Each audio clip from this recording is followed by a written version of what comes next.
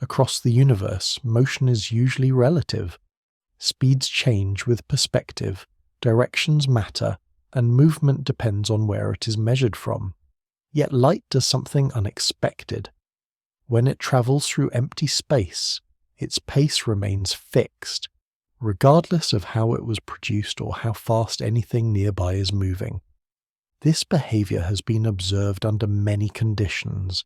Light emitted by distant galaxies arrives with the same underlying speed as light generated in controlled laboratory experiments. The circumstances vary widely, but the outcome does not. Careful measurements show that this speed does not adjust to match the motion of its source. It does not respond to the motion of the observer. Distance, direction, and time leave it unchanged. At human scales, this feels unfamiliar. Everyday motion is additive. A moving platform changes the speed of what is launched from it. Experience builds intuition around these patterns, and that intuition works well within ordinary limits. When applied to light, however, those expectations stop being reliable. Experiments continue to return results that resist adjustment, even as methods become more refined and instruments more precise. This understanding did not emerge from a single discovery. It formed gradually as observations accumulated and descriptions of motion were forced to accommodate a constant that refused to vary. As precision improved, disagreement diminished. Each refinement tightened the picture rather than complicating it, reinforcing the same conclusion across different approaches and scales. To understand why this happens requires looking beyond familiar ideas of speed and motion and toward the deeper structure that connects space, time, and measurement themselves. Welcome to The Sleepy Scientist. If you enjoy conversations that unfold at a far slower pace than light itself, you are very welcome to stay. And if you feel like it, you can share where in the world you are listening from tonight. For most of human history, light did not feel like something that needed explanation. It appeared instantly. A flame was struck, and the room was illuminated. The sun rose, and the world was suddenly visible. There was no obvious delay, no sense of travel, no hint that light moved at all. It simply arrived. That impression shaped early thinking for thousands of years. Philosophers in ancient Greece debated whether light streamed outward from the eye or entered it from the world, but many shared the same underlying assumption. If light moved, it did so infinitely fast. Faster than arrows, faster than sound, faster than anything that could reasonably be timed. For everyday experience, that assumption worked perfectly well. Yet modern experiments reveal something quietly unsettling. Light does move, and when it moves through empty space, it does so at one specific speed. Not approximately, not on average, but exactly the same every time it is measured, regardless of how fast the source is moving or how fast the observer happens to be. That detail alone would be strange enough, but it becomes far stranger when compared to how motion usually works. In daily life, speeds are relative. A cyclist moving down the road throws a ball forward, and the ball's speed adds neatly to the cyclist's motion. A train passes a platform, and its velocity depends entirely on where the measurement is made from. These ideas are so deeply embedded in experience that they rarely feel like assumptions at all. They feel like facts about how the world behaves. Light refuses to follow that pattern. Measurements show that light emitted from a stationary lamp and light emitted from a rapidly moving source both travel through empty space at the same speed. If an observer moves toward a beam of light, the light does not appear to approach faster. If the observer moves away, it does not slow down. No matter how the experiment is arranged, the result comes back unchanged. This behavior is not subtle. It is not buried in noise or statistical ambiguity. It is one of the most thoroughly tested results in all of physics. The speed itself is immense. In a vacuum, light travels at roughly 300 million meters every second. That is fast enough to circle the Earth more than 7 times in the blink of an eye. At that pace, light could travel from the Earth to the Moon in just over 1 second, and from the Sun to the Earth in a little more than 8 minutes. Yet the number is not the most important part of the story. What matters is that the number does not budge. This constancy clashes sharply with the expectations built from everyday motion. According to common sense, if a source is already moving, whatever it emits should inherit some of that motion. Sound behaves this way. Water waves behave this way. Thrown objects behave this way. Light does not. For centuries this difference went unnoticed simply because the speed involved was too great to test. Human reactions are slow. Early instruments were crude. Any delay light experienced over ordinary distances was far too small to detect. A torch across a room illuminates the wall so quickly that no human sense can perceive the travel time in between. That limitation encouraged the belief that light speed was either infinite or irrelevant. Even when early scientists began questioning that assumption, the challenge remained formidable. How does one measure something that crosses familiar distances faster than any clock can tick? Despite these obstacles, the idea that light might have a finite speed slowly gained traction. Astronomical observations hinted that light from distant objects might take time to reach the Earth. Careful comparisons of eclipses, planetary motions, and celestial events suggested tiny delays that could not be ignored forever. What emerged was not a neat answer, but a widening gap between expectation and observation. If light had a speed, it was extraordinarily fast. If that speed was finite, it was still vast beyond intuition. And if that speed was fixed, rather than relative, then something deep about motion itself would need rethinking. This is where the question begins to matter. The speed of light is not just a property of light. It acts as a reference point for the structure of physical reality. Time measurements, distance measurements, and even the order in which events occur turn out to depend on it. Long before those consequences were understood, however, the stubborn consistency of light's speed was already pointing toward them. One of the first to grasp the seriousness of this implication was Albert Einstein, who recognized that the constancy of light could not be explained by adjusting the behavior of light itself. Instead, the adjustment would have to come from something far more familiar and far more unsettling: time and space. But that realization lay ahead. At this stage, what matters is the mystery itself. Light behaves in a way that everyday motion does not prepare the mind to expect. It carries speed without inheriting motion. It moves through empty space as though guided by a rule that everything else must adapt to. This chapter does not attempt to resolve that rule or explain its origin.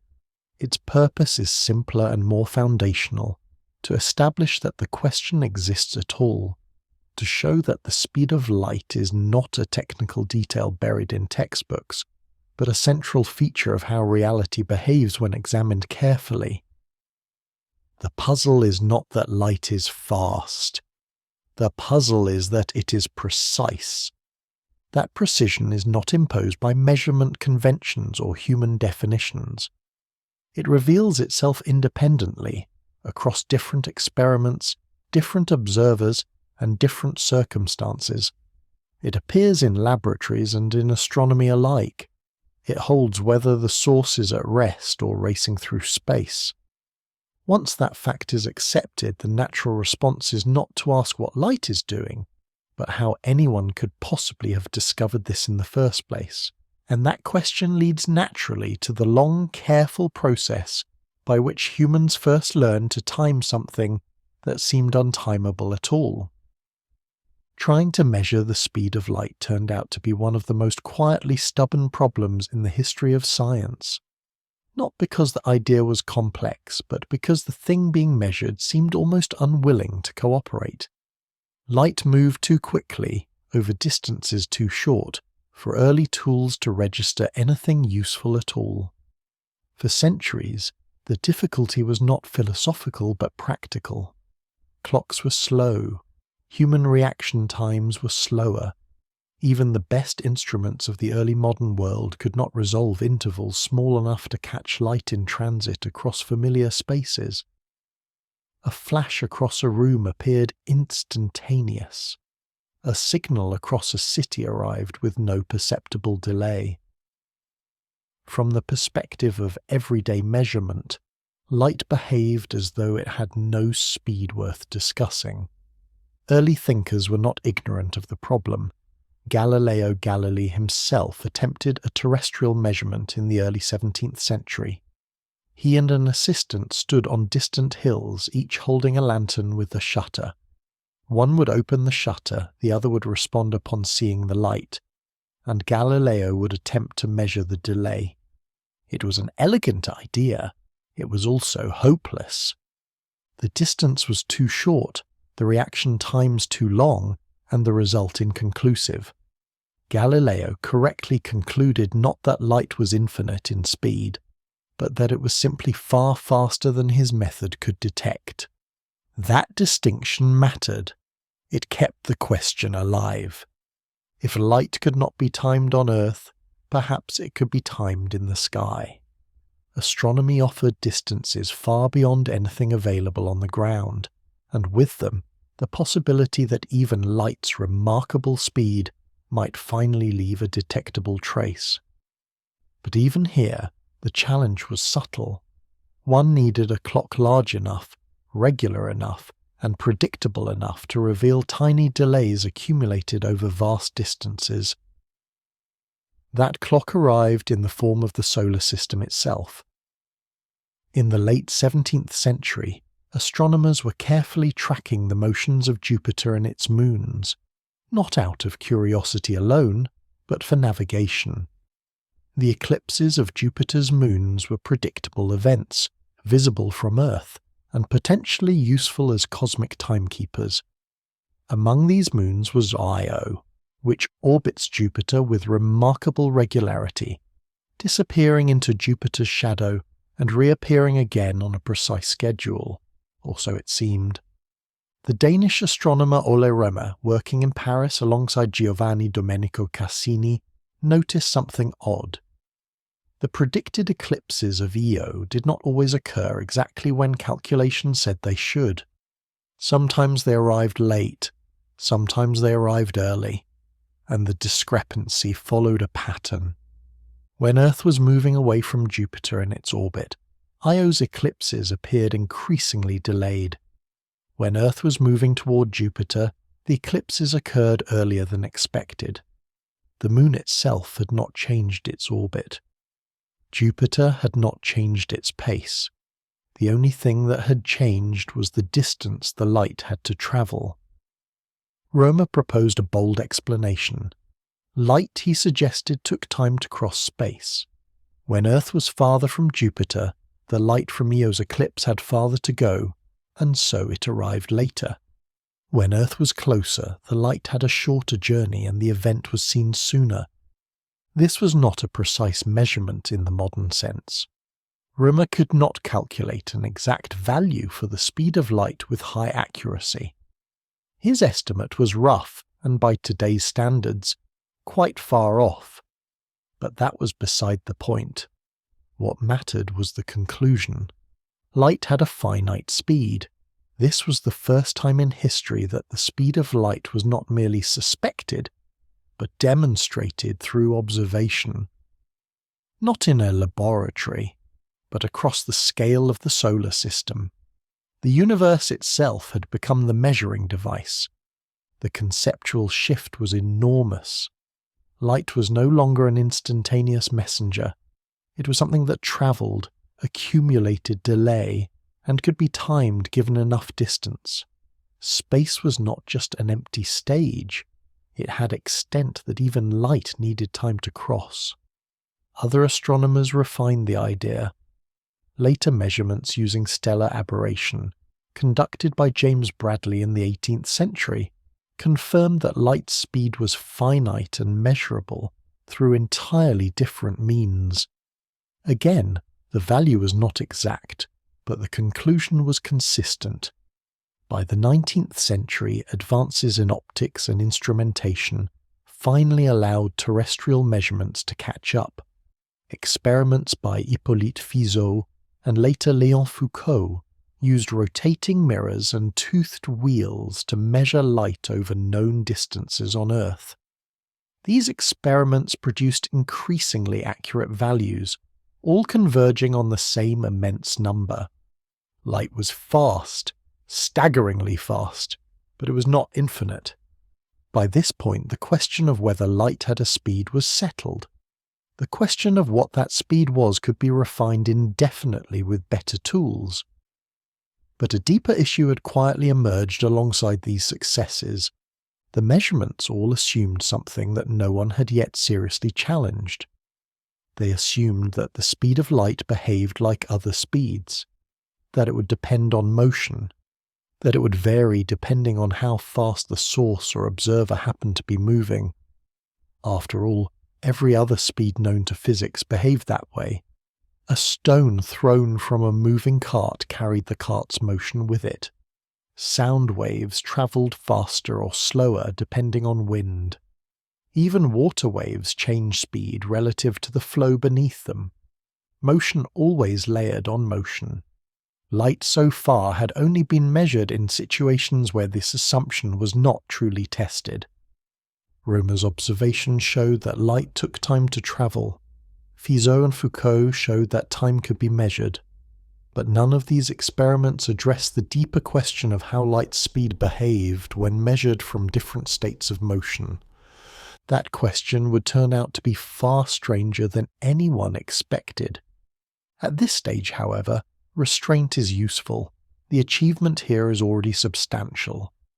Humanity had managed to measure something that once seemed immeasurable, using ingenuity rather than brute force, patience rather than speed. Light had been caught in transit, timed, compared, quantified. The universe had yielded a number. What no one yet realized was that this number would refuse to behave like an ordinary number at all. By the early years of the 20th century, physics had reached an uncomfortable pause. Experiments were becoming more precise, instruments more sensitive, and measurements more reliable. Yet the results refused to line up neatly with the assumptions that had guided science for centuries. Light, in particular, had become a persistent troublemaker. The problem was no longer a lack of data. The speed of light had been measured repeatedly, using different methods, by different researchers in different countries. The outcome was consistent. Light in empty space always travelled at the same speed. It did not matter how fast the source was moving. It did not matter how fast the observer was moving. Motion, which normally shaped every other speed in physics, appeared to have no influence at all. Classical mechanics had no comfortable place for such behaviour. Into this unsettled landscape stepped Albert Einstein, a young patent clerk working in Bern, Switzerland. In 1905, a year that would later be called his miracle year, Einstein published a series of papers that reshaped physics. One of them addressed the growing tension surrounding light and motion. Einstein did not begin by proposing a new experiment. He did not attempt to repair the ether or adjust existing equations. Instead, he made a radical decision. He took the experimental results at face value. Rather than asking how light might behave differently to fit classical expectations, he asked what would have to change if light's behaviour was already correct. At the heart of Einstein's approach were two simple statements, known as postulates. They were not derived from deeper theory. They were chosen because they matched what experiments consistently showed. The first postulate stated that the laws of physics are the same in all inertial frames of reference. In plain terms, this means that no experiment performed at constant speed can reveal whether a laboratory is moving or standing still. There is no preferred state of rest. Motion at constant velocity is relative, and the laws of nature do not care who is moving and who is not. This idea was not entirely new. It echoed principles already present in classical mechanics. But Einstein's second postulate was far more unsettling. The second postulate stated that the speed of light in a vacuum is the same for all observers, regardless of the motion of the light source or the observer measuring it. Not approximately the same, not usually the same, exactly the same. Einstein did not attempt to explain why this was true. He did not suggest a hidden mechanism or an underlying substance enforcing it. He simply accepted it as a fact of nature, supported by overwhelming experimental evidence. That choice was the turning point. By treating the constancy of the speed of light as a foundational rule rather than a problem to be fixed, Einstein shifted the burden of explanation elsewhere. If light's speed could not change, then something else had to. That something turned out to be space and time themselves. Before this moment, space and time were treated as separate and absolute. Space was a fixed stage where events occurred. Time flowed uniformly, ticking forward at the same rate for everyone, everywhere. Clocks could be synchronized once and trusted forever. Lengths could be measured once and agreed upon universally. Einstein's postulates quietly dismantled those assumptions. If the speed of light is the same for all observers, then measurements of distance and duration cannot be. Something must give. Otherwise, observers in motion relative to one another would inevitably measure different speeds for the same beam of light, which experiments clearly showed they did not. The conclusion was unavoidable. Time must adjust. Space must adjust. Measurements that seemed obvious and absolute were, in fact, dependent on motion. This was not philosophical speculation. It followed directly from insisting that the speed of light remained fixed. Einstein showed that observers moving relative to one another would disagree about how long events lasted and how far apart objects were, yet still agree on the speed of light. Clocks would tick at different rates. Lengths would contract along the direction of motion.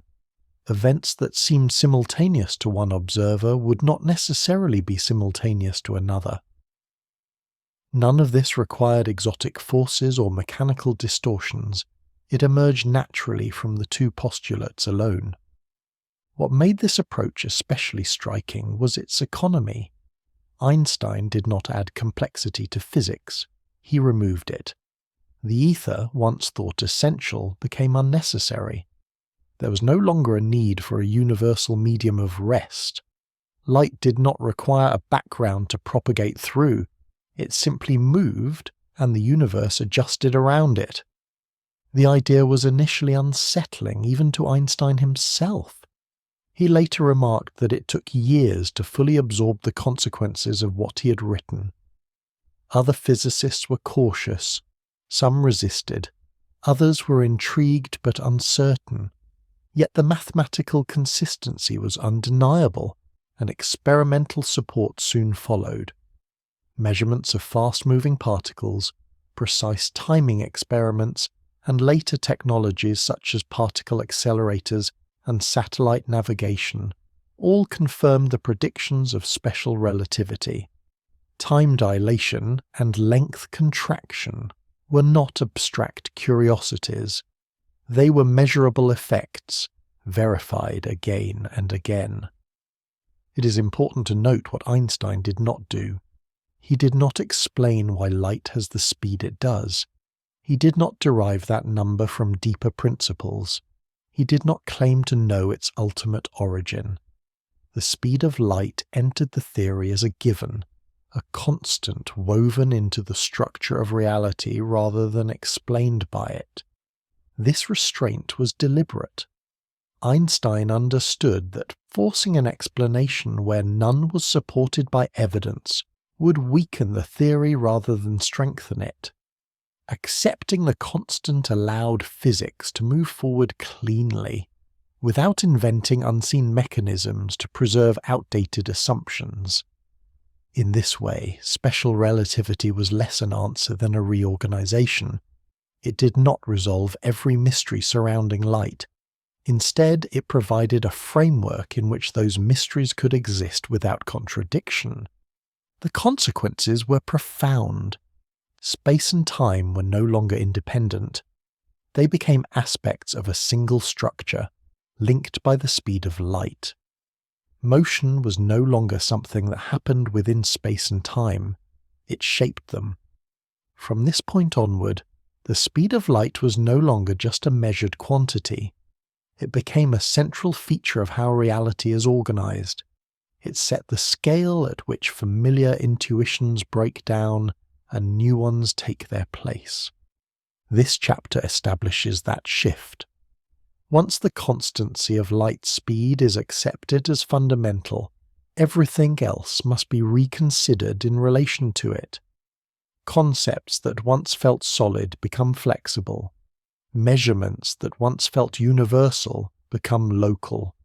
The rule is simple, the consequences are not, and with that rule in place, the quiet but far-reaching effects of a universe built around a single, unchanging speed begin to unfold. Once light had been measured and timed, it seemed natural to assume it would obey the same rules as every other moving thing.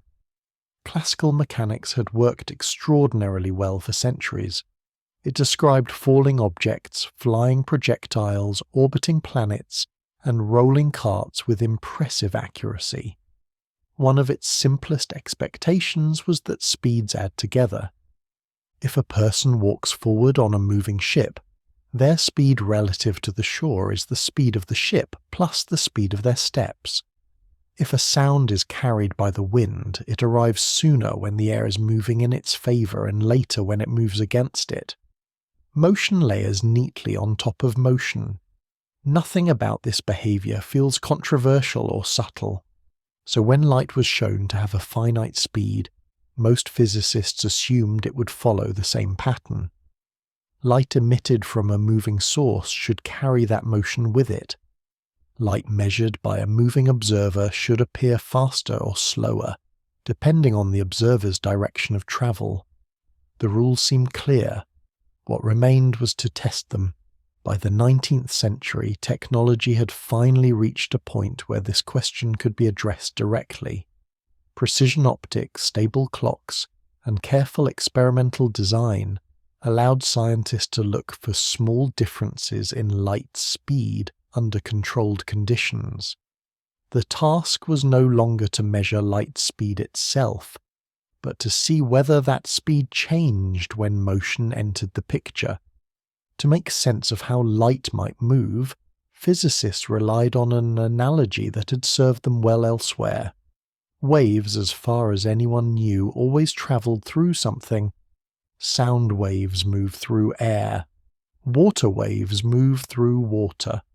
Vibrations pass through solids. It seemed reasonable that light, understood as a wave, must also travel through a medium. That hypothetical medium became known as the luminiferous ether. The ether was imagined as an invisible substance filling all of space, including the empty regions between planets and stars. Light waves would ripple through it, just as sound ripples through air. If this were true, then motion through the ether should affect how fast light appeared to travel, depending on direction and speed. The Earth, moving in its orbit around the Sun at roughly 30 kilometers per second, should be ploughing through this medium. As it did so, light travelling along the direction of Earth's motion should behave differently from light travelling across it. The difference would be tiny, but measurable with sufficiently sensitive equipment.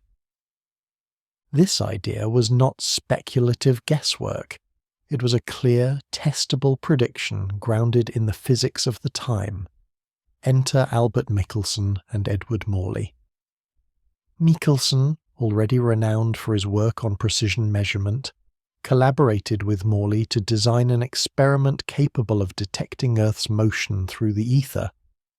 The device they built, known today as an interferometer, split a beam of light into two paths at right angles, sent them on equal journeys, and then recombined them. If the Earth were moving through the ether, one beam should encounter a slight headwind while the other moved across it. That difference should change the time it took for the beams to complete their paths, producing a detectable shift in the interference pattern when they recombined. The experiment was exquisitely sensitive. Michelson estimated it could detect changes in light speed far smaller than anything previously measurable. The apparatus was mounted on a massive stone slab, floated on a pool of mercury, allowing it to rotate smoothly and sample different directions of motion. The expectation was not dramatic. No one anticipated a revolutionary result. The goal was simply to measure the effect and move on. But the effect never appeared, no matter how the apparatus was oriented, no matter the time of day, no matter the season of the year. The interference pattern remained stubbornly unchanged. Light travelled at the same speed along both paths, as though the Earth were not moving at all. This was deeply unsettling. The experiment was repeated. The apparatus was refined. Sources of error were hunted down and eliminated. Michelson and Morley were cautious scientists not prone to bold claims. Yet the result remained the same. There was no detectable ether wind. Light speed did not change with the motion of the Earth. The outcome became known as a null result. But there was nothing empty about its implications. The experiment had not failed. It had answered the question it set out to ask. The answer was simply not the one anyone expected. Physicists attempted to rescue the ether idea by modifying it. Perhaps the Earth dragged the ether along with it. Perhaps objects moving through the ether physically contracted in the direction of motion, masking the effect. Such proposals grew increasingly elaborate, adding layers of adjustment to preserve the underlying assumption. But each fix felt less satisfying than the last. The core problem remained untouched. According to the best measurements available, light speed appeared completely indifferent to ordinary motion. It did not care how fast the source moved. It did not care how fast the observer moved. It behaved as though motion itself no longer mattered. This was not a small discrepancy. It struck at the heart of classical mechanics. If speeds did not add for light, then one of the most basic assumptions about motion was incomplete. And yet the evidence was relentless. By the late 19th century, the situation had become uncomfortable rather than chaotic. The mathematics of physics still worked beautifully in most domains. Experiments continued to confirm established laws, but light stood apart, quietly refusing to fit. What made the situation especially striking was the quality of the measurements. This was not a matter of crude instruments or ambiguous data. The experiments were among the most precise of their time. The absence of the expected effect was itself the result. Light was behaving as though there were a preferred speed built into nature, one that could not be altered by motion through space. That realization did not immediately overturn physics. Instead, it lingered, unresolved, waiting for an explanation that did not rely on invisible substances or increasingly strained assumptions. The numbers were clear, the apparatus was sound, the logic of the experiment was solid. Motion had stopped mattering, at least where light was concerned. Something deeper was at work. Once the speed of light was accepted as unchanging, Something familiar had to give way. That something was time. At first, this feels like an overreaction. Time does not appear flexible. Seconds tick forward. Clocks advance. Days pass. Nothing in ordinary experience suggests that time itself might behave differently, depending on motion. Yet if light always travels at the same speed for every observer, then time cannot flow identically for all of them. This is not a philosophical claim. It is a practical consequence. Imagine two observers moving relative to one another, each carrying a clock. If both measure the same beam of light and both obtain the same speed, then their measurements of distance and duration cannot match. If distance refuses to change, then time must. If time refuses to change, then distance must. Einstein's framework allows both to adjust, but time is the first to reveal the effect. This adjustment is known as time dilation. Time dilation does not mean that time slows down in some vague or metaphorical sense. It means that when two observers move relative to one another, they will measure different amounts of elapsed time between the same events. Each observer's clock functions normally from their own perspective. The difference appears only when comparisons are made. The reason traces back to light. One way to picture this involves a simple clock built from light itself. Imagine a pulse of light bouncing between two mirrors, ticking once each time it completes a round trip. For an observer at rest with the clock, the light travels straight up and down. The distance is fixed. The ticking is regular. Now consider the same clock observed from the side as it moves past at high speed. From that viewpoint, the light follows a longer angled path as the mirrors move sideways while the pulse travels. Because the speed of light must remain constant, the light cannot move faster to compensate. It must take longer to complete each tick. The clock still works. It still ticks steadily. But it ticks more slowly relative to the observer watching it move. This is not a flaw in the clock. It is not a trick of perception. It is a direct consequence of insisting that light's speed never changes. Time quite literally adjusts itself. This effect is tiny at everyday speeds. At walking pace, the difference is unimaginably small. Even at the speed of a commercial aircraft, the change amounts to fractions of a billionth of a second. But small does not mean unreal. The effect has been measured. One of the most famous confirmations came in the early 1970s, when physicists Joseph Herfel and Richard Keating carried atomic clocks aboard commercial airplanes. Some were flown eastward, some westward, while identical clocks remained on the ground. When the airborne clocks were compared with those that stayed behind, they no longer agreed. The differences were exactly what Einstein's theory predicted, once both speed and gravity were accounted for. Time aboard the aircraft had elapsed at a slightly different rate. Atomic clocks made this possible. Unlike mechanical clocks, which are influenced by temperature, vibration and wear, atomic clocks rely on the natural oscillations of atoms. These oscillations are extraordinarily stable. Modern atomic clocks can lose or gain less than 1 second over millions of years. When such clocks disagree, the disagreement cannot be dismissed. Time dilation is not confined to aircraft. It plays a practical role in technologies used every day. Satellite navigation systems rely on precise timing to determine position. Signals sent from satellites orbiting the Earth must be time-stamped accurately, or navigation errors accumulate rapidly. Satellites move quickly relative to the Earth's surface, and they also experience weaker gravity. Both effects influence how time passes for the onboard clocks. If these differences were ignored, navigation systems would drift by kilometers each day. They are not ignored. Corrections based on relativity are built into the system from the start. engineers do not debate whether time dilation exists. They account for it as a routine part of design.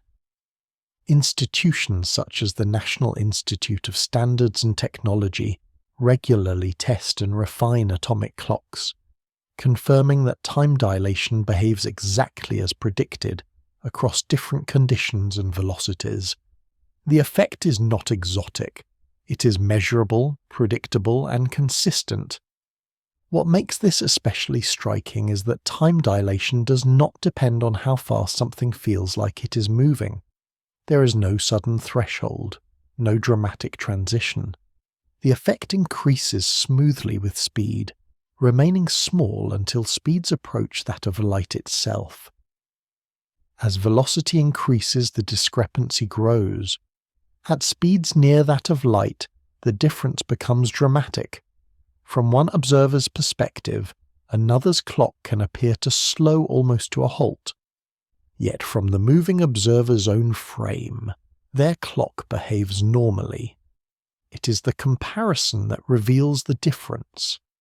This symmetry is crucial. Time dilation is not about one clock being wrong and another being right. Each clock faithfully records the passage of time along its own path through space-time. The disagreement arises because those paths are different. This brings the focus back to light. If light's speed were allowed to change, time would not need to adjust. Observers could simply measure different speeds and move on. But the experimental evidence does not allow that option. Light speed remains fixed, leaving time with no choice but to accommodate. That accommodation reshapes intuition. Time is no longer a universal backdrop ticking away identically for everyone. It becomes personal, tied to motion and position. Two observers can separate, reunite, and find that different amounts of time have passed for each of them, without any contradiction or paradox. This idea often sounds more dramatic than it needs to be. Time dilation does not mean that time is fragile or illusory. It means that time is physical. It responds to conditions in the same way distance and motion do. Einstein himself emphasized this point. He did not describe time dilation as time misbehaving. He described it as time behaving consistently under a new set of rules. Those rules are not arbitrary. They follow directly from the requirement that light speed remain the same for all observers.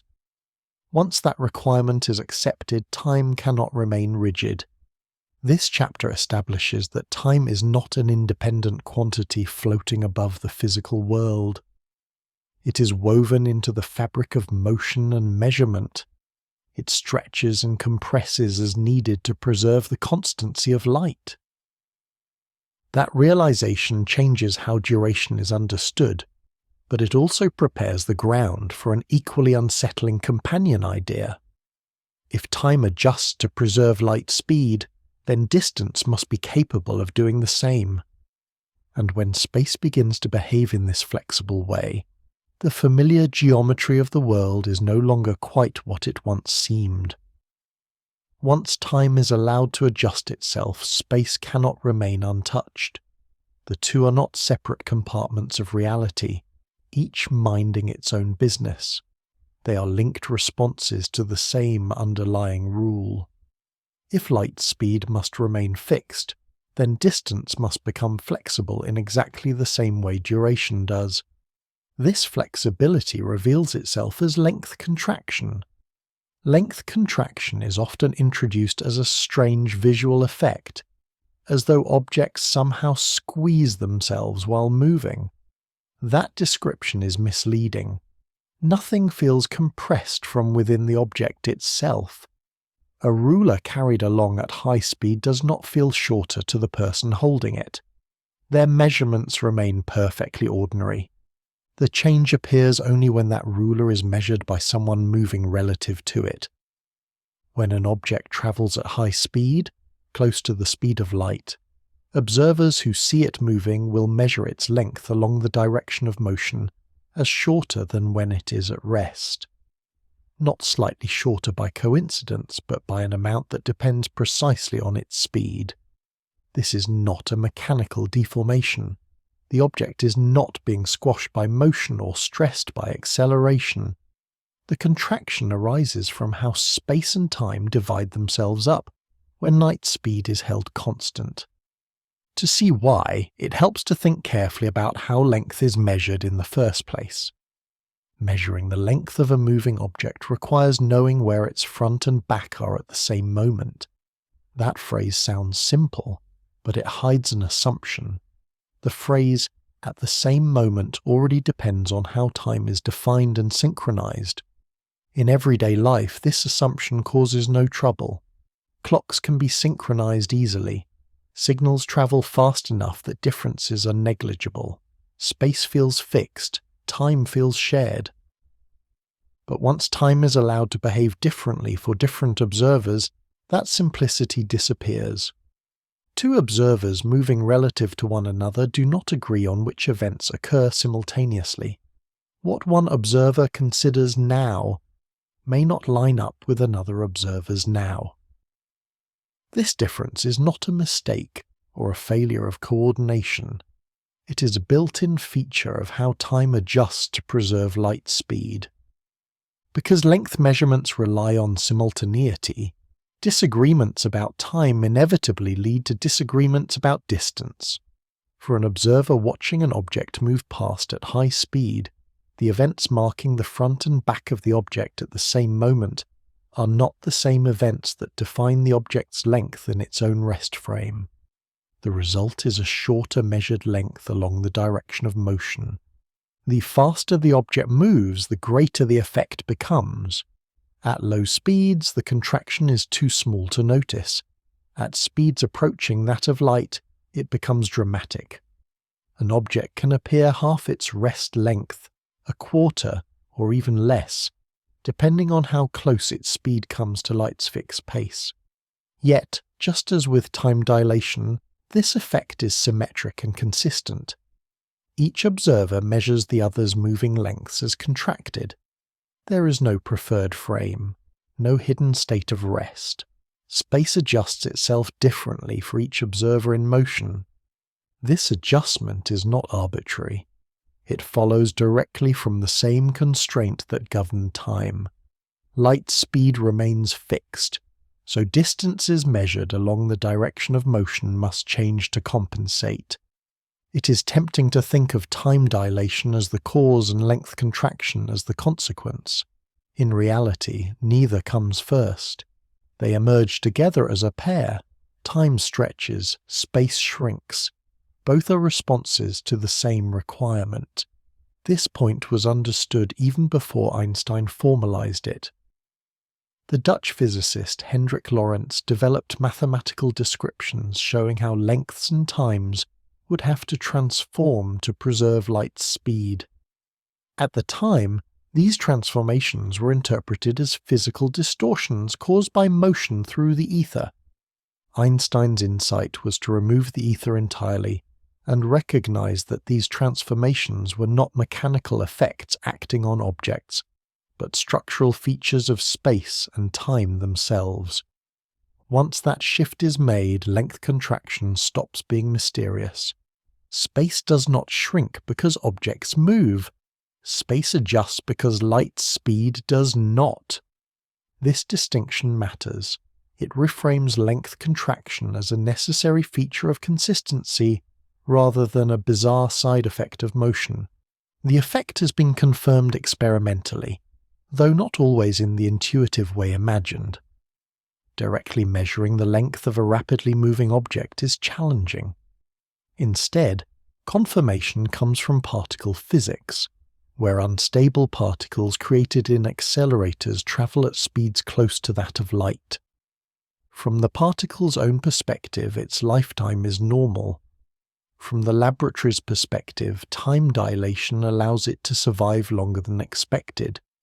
At the same time, the distance it travels before decaying is consistent only if length contraction is taken into account from the particle's frame.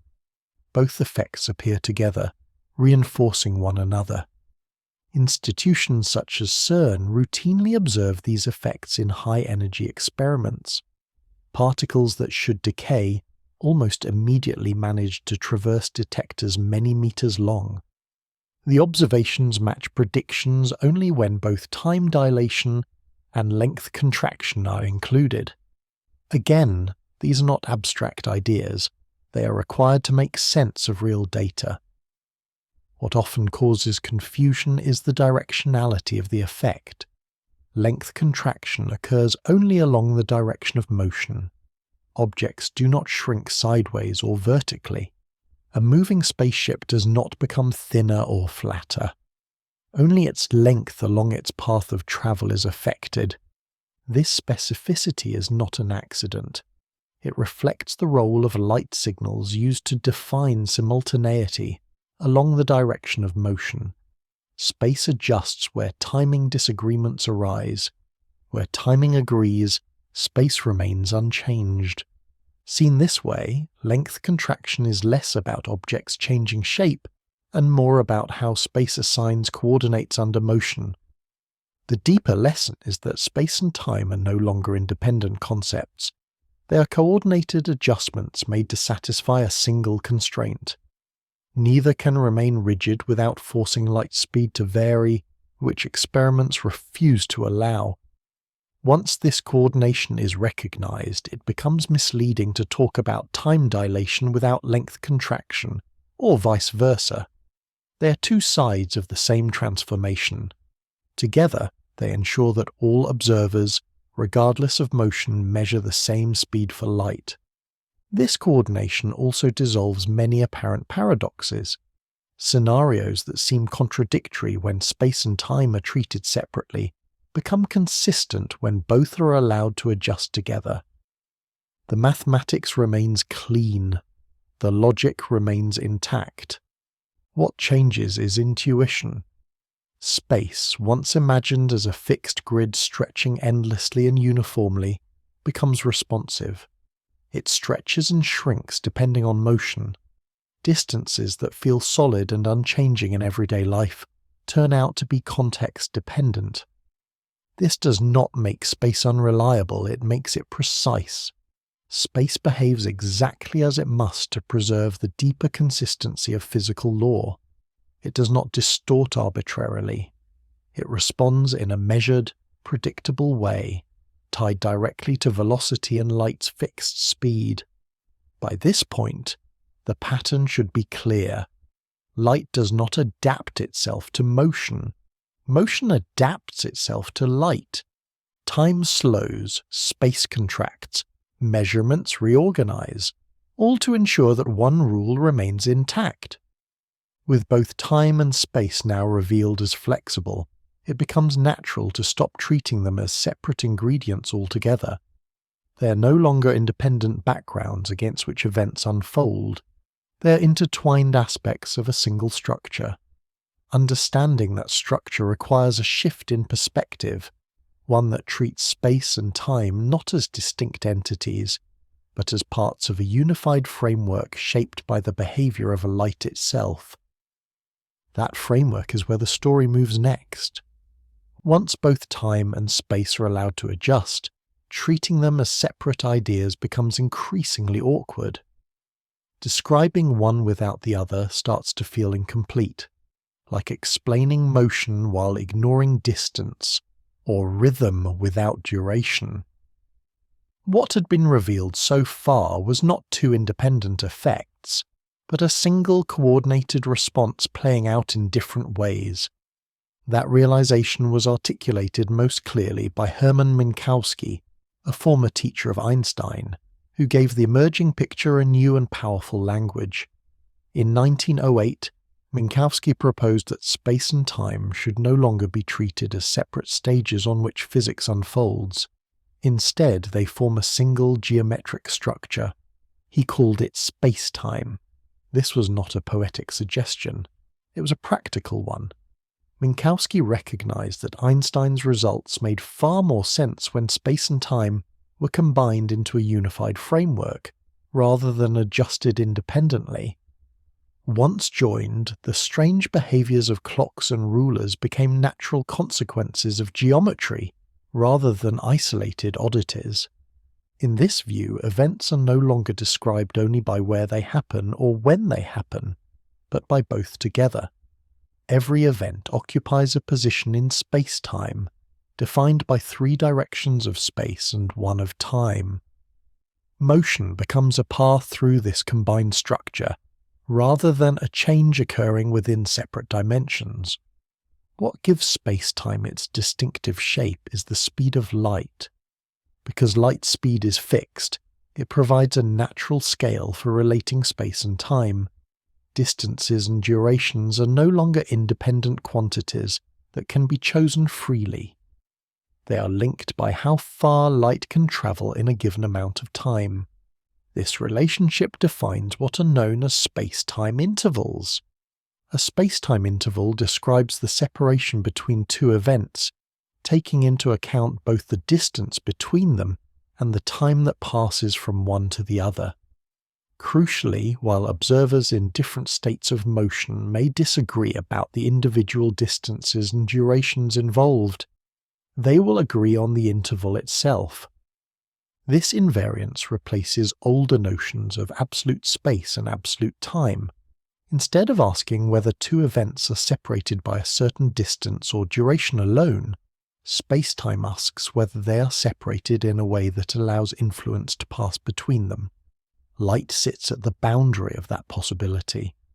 To visualize this, physicists often describe something called a light cone, though the idea can be understood without diagrams.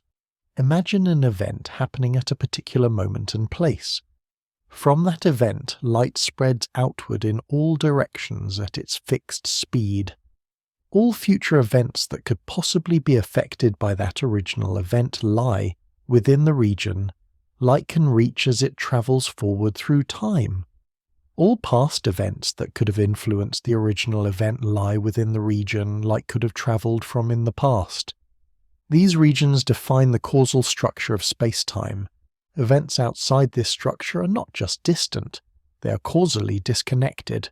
No signal, no influence, no information can travel between them without exceeding the speed of light, which nature does not permit.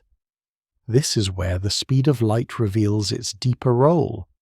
It is not merely the speed at which brightness travels or colours propagate. It is the speed at which cause and effect operate. It marks the boundary between what can influence what. 2 events separated by enough distance and too little time cannot be causally connected. No matter how clever the technology, no matter how powerful the signal, one cannot affect the other without violating the structure of space-time itself. This insight reshapes how motion and influence are understood. In classical thinking, cause and effect were assumed to follow a universal time order. An event happened, then another followed. Space-time shows that this ordering is not absolute. Different observers may disagree about which of 2 distant events occurred first. What they cannot disagree about is whether one could have caused the other. That distinction matters. Space-time preserves causality even while allowing time ordering to vary. Light speed provides the rule that keeps cause and effect consistent, even when observers move relative to one another. This also explains why the speed of light appears so stubbornly fixed. If it were not, causality itself would become ambiguous. Effects could precede causes in some frames of reference. The logical structure of physics would unravel. Seen this way, the constancy of light speed is not an arbitrary feature of electromagnetism. It is a structural necessity for a coherent universe. Minkowski's contribution was to make this structure explicit. By treating space-time as a unified geometry, he showed that the strange effects of relativity were not separate rules layered on top of physics, but consequences of a single underlying design. In this geometric picture, objects move through space-time along paths determined by their motion and the forces acting on them. Light follows special paths that define the boundaries of possible influence. Massive objects must remain within those boundaries. They cannot catch up to light or outrun it. Time dilation and length contraction emerge naturally from this geometry. They are not imposed corrections. They are what straight lines look like when drawn through spacetime at different orientations. This idea can feel abstract, but its consequences are tangible. Particle accelerators rely on spacetime geometry to predict how fast particles can be pushed and how long they will survive. Satellite systems depend on spacetime calculations to synchronize clocks. Astrophysical observations interpret distant events through spacetime intervals that account for both distance and time delay. Spacetime is not a mathematical curiosity. It is the stage on which every physical process takes place. One of the subtler consequences of this framework is that now becomes a local concept. Each observer carries their own present moment along their path through spacetime. There is no single global present shared by the entire universe. This does not mean reality is fragmented or subjective. It means reality is structured in a way that respects the limits set by light speed. Events can only influence other events within their future light cone. Information can only propagate along allowed paths. The universe remains orderly precisely because these limits exist. This understanding also dissolves many apparent paradoxes. Questions about faster-than-light communication, time travel through signals, or instantaneous influence lose their mystery once the space-time structure is respected. The answers are not matters of technology, but of geometry. The speed of light defines that geometry. By this point, light has taken on a role far larger than illumination. It has become the organizer of space-time itself. It sets the scale for distances and durations, the limits of influence, and the structure of cause and effect. What began as an odd experimental result has revealed itself as a foundational rule. Spacetime is not an empty container waiting to be filled with events. It is an active structure that shapes how events relate to one another. Light traces its boundaries. Motion navigates within it. Time and space adjust to preserve its consistency. With this framework in place, the universe becomes less mysterious, not more. The strange effects of relativity are no longer surprises. They are the natural behavior of a world organized around a single, unchanging speed. And once causality itself is understood as a feature of space-time geometry, a new set of questions comes into focus. Not about how fast light travels, but about how information, influence, and connection are constrained by that speed. Those limits, and what they imply about what can and cannot happen, emerge directly from the space-time stage now fully in view. By the time space-time is understood as a unified structure, the speed of light takes on a role that goes far beyond illumination or measurement. It becomes clear that this speed is not just about how quickly light travels, but about how the universe itself maintains order. At its deepest level, the speed of light functions as the maximum speed at which cause and effect can operate. This reframing changes the question entirely. Instead of asking why light is fast, the more meaningful question becomes why anything can influence anything else at all. Whenever information is transmitted, something physical must change. A signal is sent, a particle interacts, a field is disturbed. No matter how abstract the message seems, it must be carried by some physical process. And every such process, without exception, is limited by the same speed. That limit is the speed of light in a vacuum. This means that the speed of light is not merely a property of electromagnetic waves, it is the speed of information. It is the speed at which one event can have consequences for another. Once this is recognized, the constancy of that speed begins to look less mysterious and more necessary. If information could travel faster than light, then the structure of space-time would no longer protect causality. Effects could arrive before their causes, depending on the observer's motion.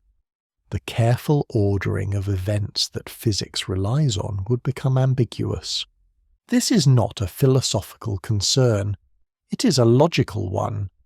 In a universe governed by relativity, different observers do not agree on the timing of distant events.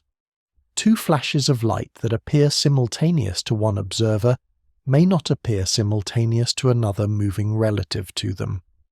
This disagreement is not a flaw in measurement. It is a consequence of how time and space are linked. This phenomenon is known as the relativity of simultaneity.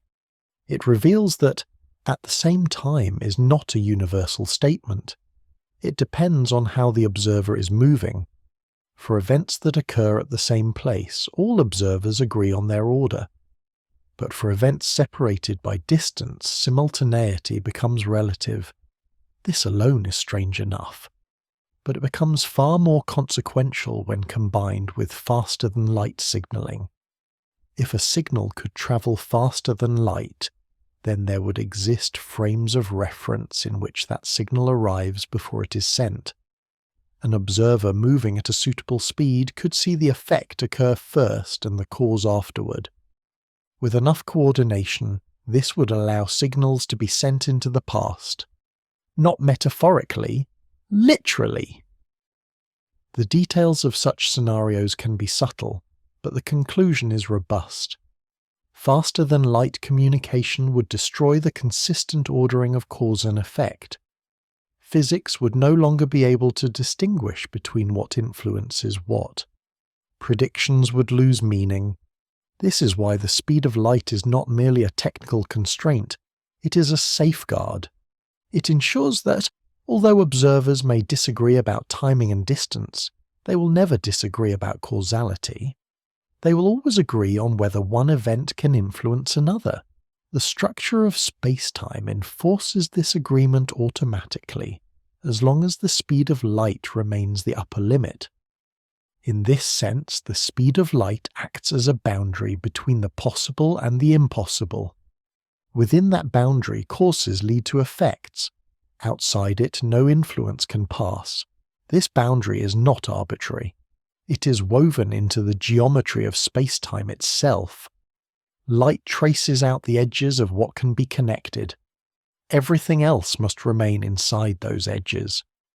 Once this is understood, the idea of a universal speed limit stops feeling restrictive. It becomes enabling. Without it, the universe would be logically unstable.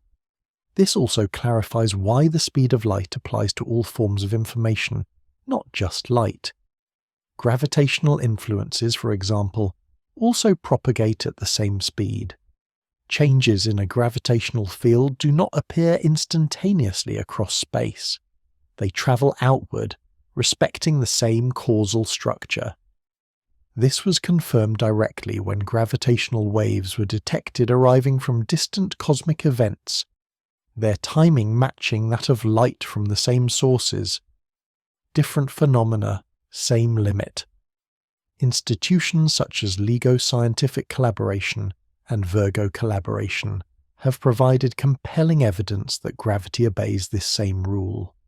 Once again, the speed of light reveals itself as a universal organizer rather than a special case. The relativity of simultaneity plays a crucial role here. It ensures that no observer can exploit differences in timing to violate causality. Although observers disagree about when distant events occur, the structure of space-time prevents those disagreements from being used to send information backward in time. This balance is delicate, but it is remarkably robust.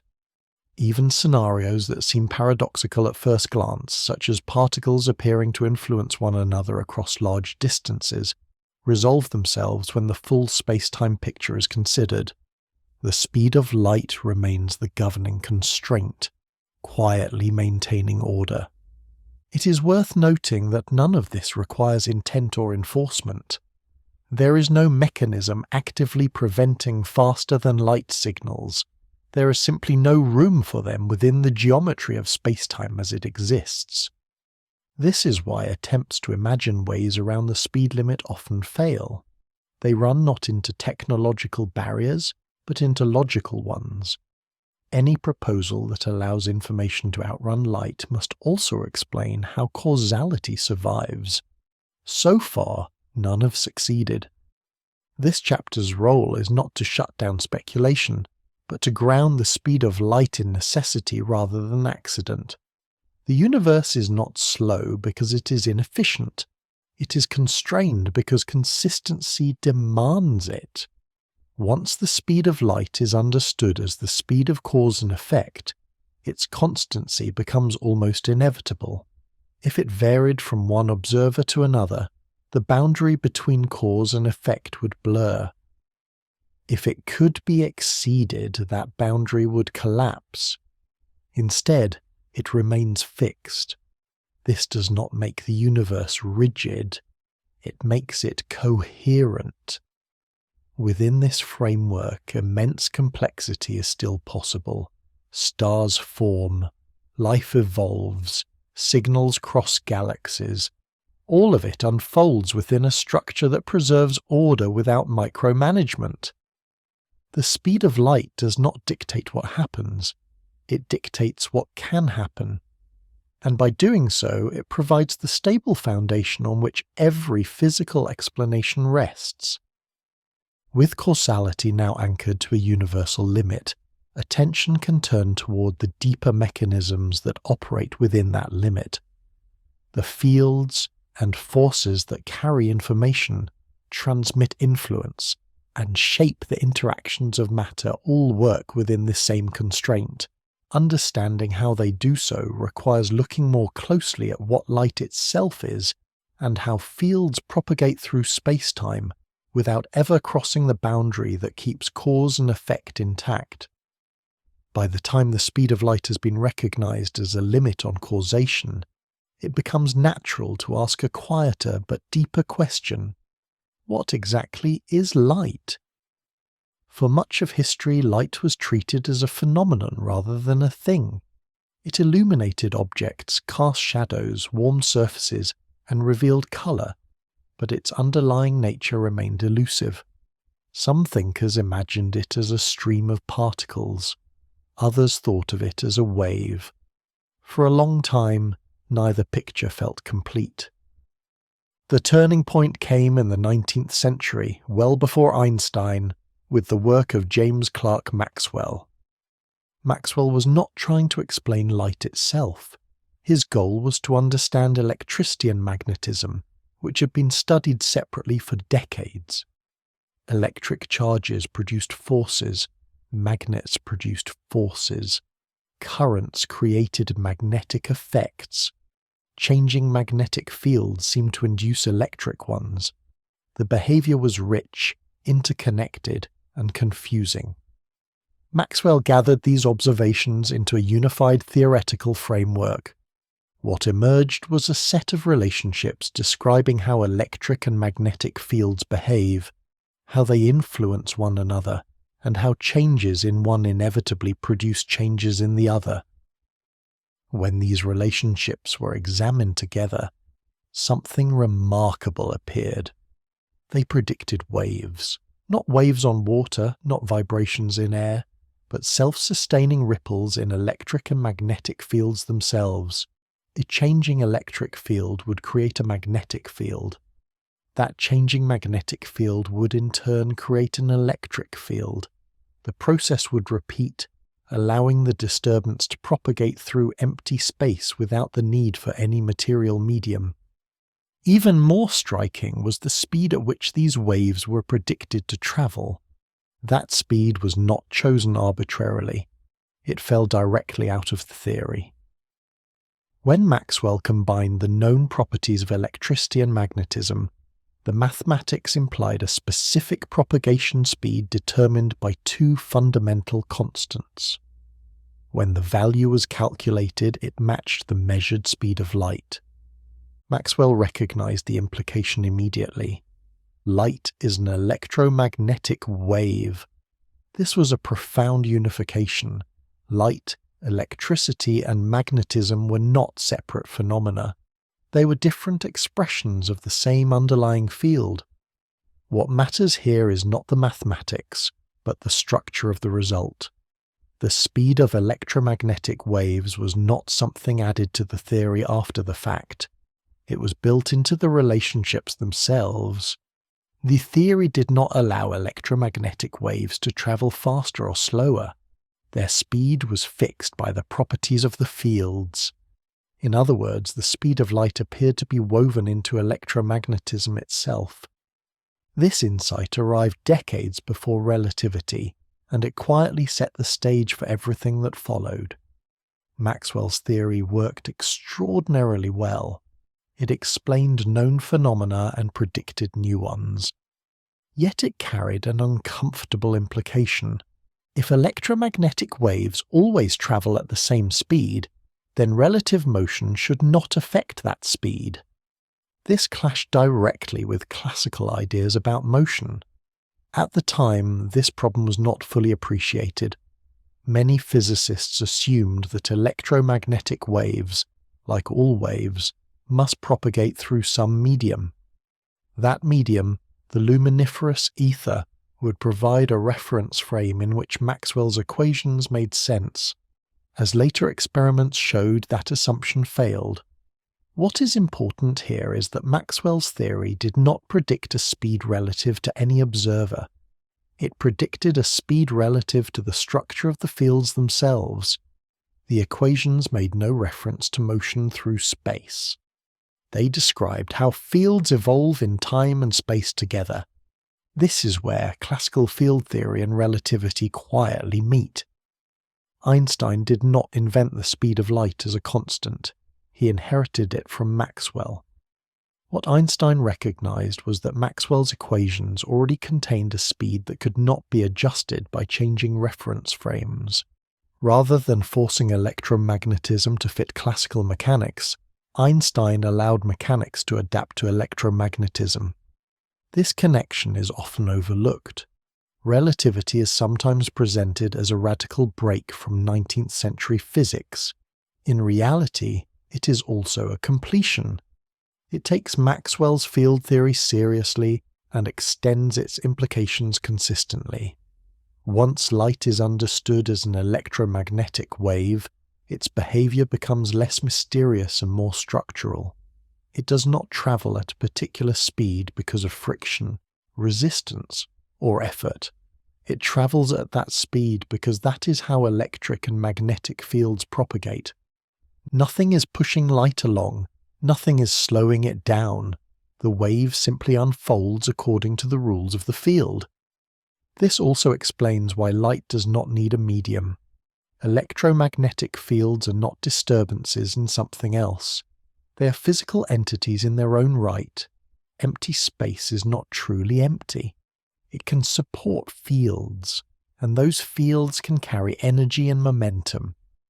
Light is a pattern moving through that field structure. From this perspective, the speed of light is not a property of light alone. It is a property of the electromagnetic field, and by extension, of spacetime itself. It reflects how quickly changes in the field can propagate. This insight bridges the gap between classical and modern physics. Maxwell's field theory is classical, not relativistic. Yet it contains within it a speed that behaves exactly as relativity demands. The pieces fit together more cleanly than they first appear. There is also a gentle lesson here about explanation. Maxwell's theory explains how light propagates, not why the underlying constants have the values they do. The speed of light emerges from those constants, but the constants themselves remain unexplained within the theory. This mirrors what was seen with Einstein. The constancy of light speed is accepted as a foundational feature, not derived from deeper principles. Both theories meet at the same boundary. That boundary is not ignorance, it is structure. Light's speed is not imposed by convention or measurement. It arises naturally from how fields behave. Once that behavior is fixed, the speed follows inevitably. This raises an important question. If the speed of light is built into electromagnetism, does that mean it applies only to light? Or does it reflect something more general about how all physical influences propagate? At first glance, it might seem that light is special. After all, it is electromagnetic radiation. Other forces appear very different. Gravity shapes orbits. Nuclear forces bind particles. Why should they care about a speed set by electricity and magnetism? Yet experiments suggest otherwise. As seen earlier, gravitational influences propagate at the same speed. Changes in gravitational fields do not arrive instantaneously. They travel outward, respecting the same limit. This hints that the speed associated with electromagnetism may be a feature of spacetime itself, not just one particular interaction. Maxwell's theory provided the first clear glimpse of this idea, even if its full implications were not immediately recognized. In this chapter, the goal has not been to reduce light to equations or technical detail, but to place it within a broader context. Light is an electromagnetic wave, governed by fields that carry their own structure and constraints. Its speed emerges naturally from that structure. Relativity does not contradict this picture, it deepens it. By treating the speed predicted by electromagnetism as fundamental, relativity reveals that the same speed governs causation, geometry, and the limits of influence. What began as a description of electric and magnetic interactions turns out to describe the framework of reality itself. Light, in this sense, is both ordinary and profound. Ordinary because it follows precise, well-tested rules. Profound because those rules reach far beyond illumination. Understanding what light actually is brings the discussion to a natural threshold. If its speed is embedded in one field theory and respected by others, then perhaps it is not light that sets the limit, but something deeper that light merely reveals. That question opens the door to examining whether the speed of light is unique to electromagnetism, or whether it is the universal speed at which all fundamental influences must travel. Once light is understood as an electromagnetic wave with a built-in speed, it is tempting to treat that speed as a peculiarity of electromagnetism alone. After all, light is made of electric and magnetic fields. Other forces look very different. Gravity bends orbits. Nuclear forces bind particles. Why should they all respect a speed that emerged from one particular field theory? For a time, this question lingered quietly in the background of physics. Maxwell's equations explained light beautifully, and Einstein showed how their implied speed reshaped space and time. Yet nothing in those developments, on their own, demanded that every influence obey the same limit. What gradually became clear is that the speed of light is not really about light at all. It is about masslessness. In modern physics, particles and fields fall into broad categories based on whether they possess mass. Objects with mass can be at rest. They can be pushed, slowed, accelerated, and redirected. Objects without mass behave differently. They cannot be brought to rest. They cannot move slowly. They always travel at a fixed speed through empty space. That speed is the speed of light. Photons, the particles associated with light, have no mass. This is why light never slows down in a vacuum and never speeds up beyond its familiar value. There is no rest frame for a photon. Asking what it means for light to be stationary is like asking what it means for time to stop ticking. The question itself breaks down. This behavior is not unique to light. In field theory, forces are described by fields that fill space and evolve in time. Some of these fields are associated with particles that have mass, others are not. When a field is massless, disturbances in that field propagate at a fixed speed that cannot be altered by motion or energy input.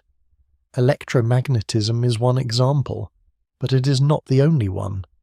Gravity, described by Einstein's later theory of general relativity, also involves a massless field. Changes in the gravitational field do not appear instantaneously across space. They propagate outward as ripples, often called gravitational waves, carrying energy and information with them. For decades, these waves were predicted but not observed. Their effects were expected to be extraordinarily small, requiring detectors capable of measuring changes far smaller than an atomic nucleus across kilometers of distance. That level of sensitivity was finally achieved in the early 21st century by facilities such as the LIGO scientific collaboration. When gravitational waves were detected directly, something remarkable was confirmed. The waves arrived at exactly the speed predicted by relativity, the same speed associated with light. In one particularly striking observation, light and gravitational waves from the same distant cosmic event were detected nearly simultaneously, despite having travelled for more than 100 million years. The tiny difference in arrival time was fully consistent with known physical processes at the source, not with any difference in propagation speed. Gravity, like light, respects the same limit. This immediately rules out the idea that the speed of light is merely an electromagnetic curiosity. It points to something deeper, a shared constraint that applies to all massless fields, regardless of their physical nature. In this context, the phrase speed of light becomes slightly misleading. It survives for historical reasons, but its meaning has broadened. What it really denotes is the maximum speed at which any influence can propagate through spacetime. A more accurate description would be the speed of spacetime itself. This may sound abstract, but it captures an essential truth. Spacetime is not an inert backdrop. It has structure. That structure determines how disturbances travel, how information spreads, and how cause and effect are ordered. Massless fields move at the characteristic speed of that structure. Massive objects cannot reach it, no matter how much energy is supplied, because doing so would require infinite energy. Massless excitations, by contrast, are always locked to it. This is why the same speed appears in so many places. It governs electromagnetic waves, it governs gravitational waves, it governs the ultimate speed of information, it governs the geometry of spacetime intervals and the boundaries of causality. From this perspective, light is not special because it sets the speed limit. Light is special because it reveals it. Electromagnetism happened to be the first field in which this limit was clearly visible, thanks to Maxwell's equations. Gravity confirmed it later, through observation rather than theory alone. Other interactions, though more complicated, fit into the same pattern when examined carefully. This also clarifies why no experiment has ever succeeded in exceeding the speed of light. The limit is not imposed by friction, resistance, or technical difficulty. It is not something that might be overcome with better engines or cleverer designs. It is a structural feature of reality. Trying to exceed it is like trying to draw a triangle with 4 corners. The problem is not that it is difficult. It is that the concept itself is incompatible with the rules of the system. There is a subtle but important shift here. The speed of light is often spoken of as the fastest speed anything can travel. That is true, but incomplete. A more precise statement is that it is the speed at which spacetime allows massless influences to propagate. Everything else must remain below it. This also helps explain why the speed appears the same to all observers. It is not a speed measured through spacetime, like a car driving along a road. It is a feature of spacetime itself. Changing observers does not change spacetime structure. It only changes how paths through that structure are described. Once this idea is absorbed, many apparent puzzles soften. Why does light not slow down when emitted from a fast-moving source? Because it is not carrying the source's motion with it. It is moving along spacetime's own geometry. Why does gravity propagate at the same speed? Because gravitational disturbances are features of spacetime geometry as well. Why does information refuse to travel faster? Because doing so would require stepping outside the causal structure spacetime enforces. Seen this way, the speed limit is not an add-on, it is foundational. This prepares the ground for a deeper shift in thinking. If the speed of light reflects spacetime structure, then understanding that speed fully requires understanding spacetime at its most fundamental level. Up to this point, the discussion has relied largely on classical ideas. Fields, waves, geometry, and smooth spacetime have provided a coherent picture. But nature does not stop there. At very small scales, spacetime itself may not behave smoothly. Fields may not be continuous. Particles may blur into probabilities. The classical picture, while powerful, may be incomplete. The next step is to ask how this universal speed limit fits into the quantum description of reality, whether massless particles behave differently when quantum effects dominate, and whether the constancy of this speed survives intact when the fabric of spacetime itself is examined at its smallest scales. That question marks the transition from classical certainty to quantum subtlety, where light's role becomes even more intriguing than before. By the time light is examined through the lens of relativity, it already appears unusual. It ignores ordinary rules of motion, fixes the structure of spacetime, and defines the limits of causation. When quantum mechanics enters the picture, light becomes stranger still, but also clearer in an unexpected way. In the quantum world, light is not described as a continuous wave spread smoothly through space. It appears instead as discrete packets of energy, known as photons. These are not tiny glowing beads flying through space, but quantized excitations of the electromagnetic field. Each photon carries a specific amount of energy, determined by the frequency of the light. This idea was introduced in the early 20th century by Max Planck, and later developed by Albert Einstein, who showed that treating light as quantized was essential for explaining phenomena such as the photoelectric effect.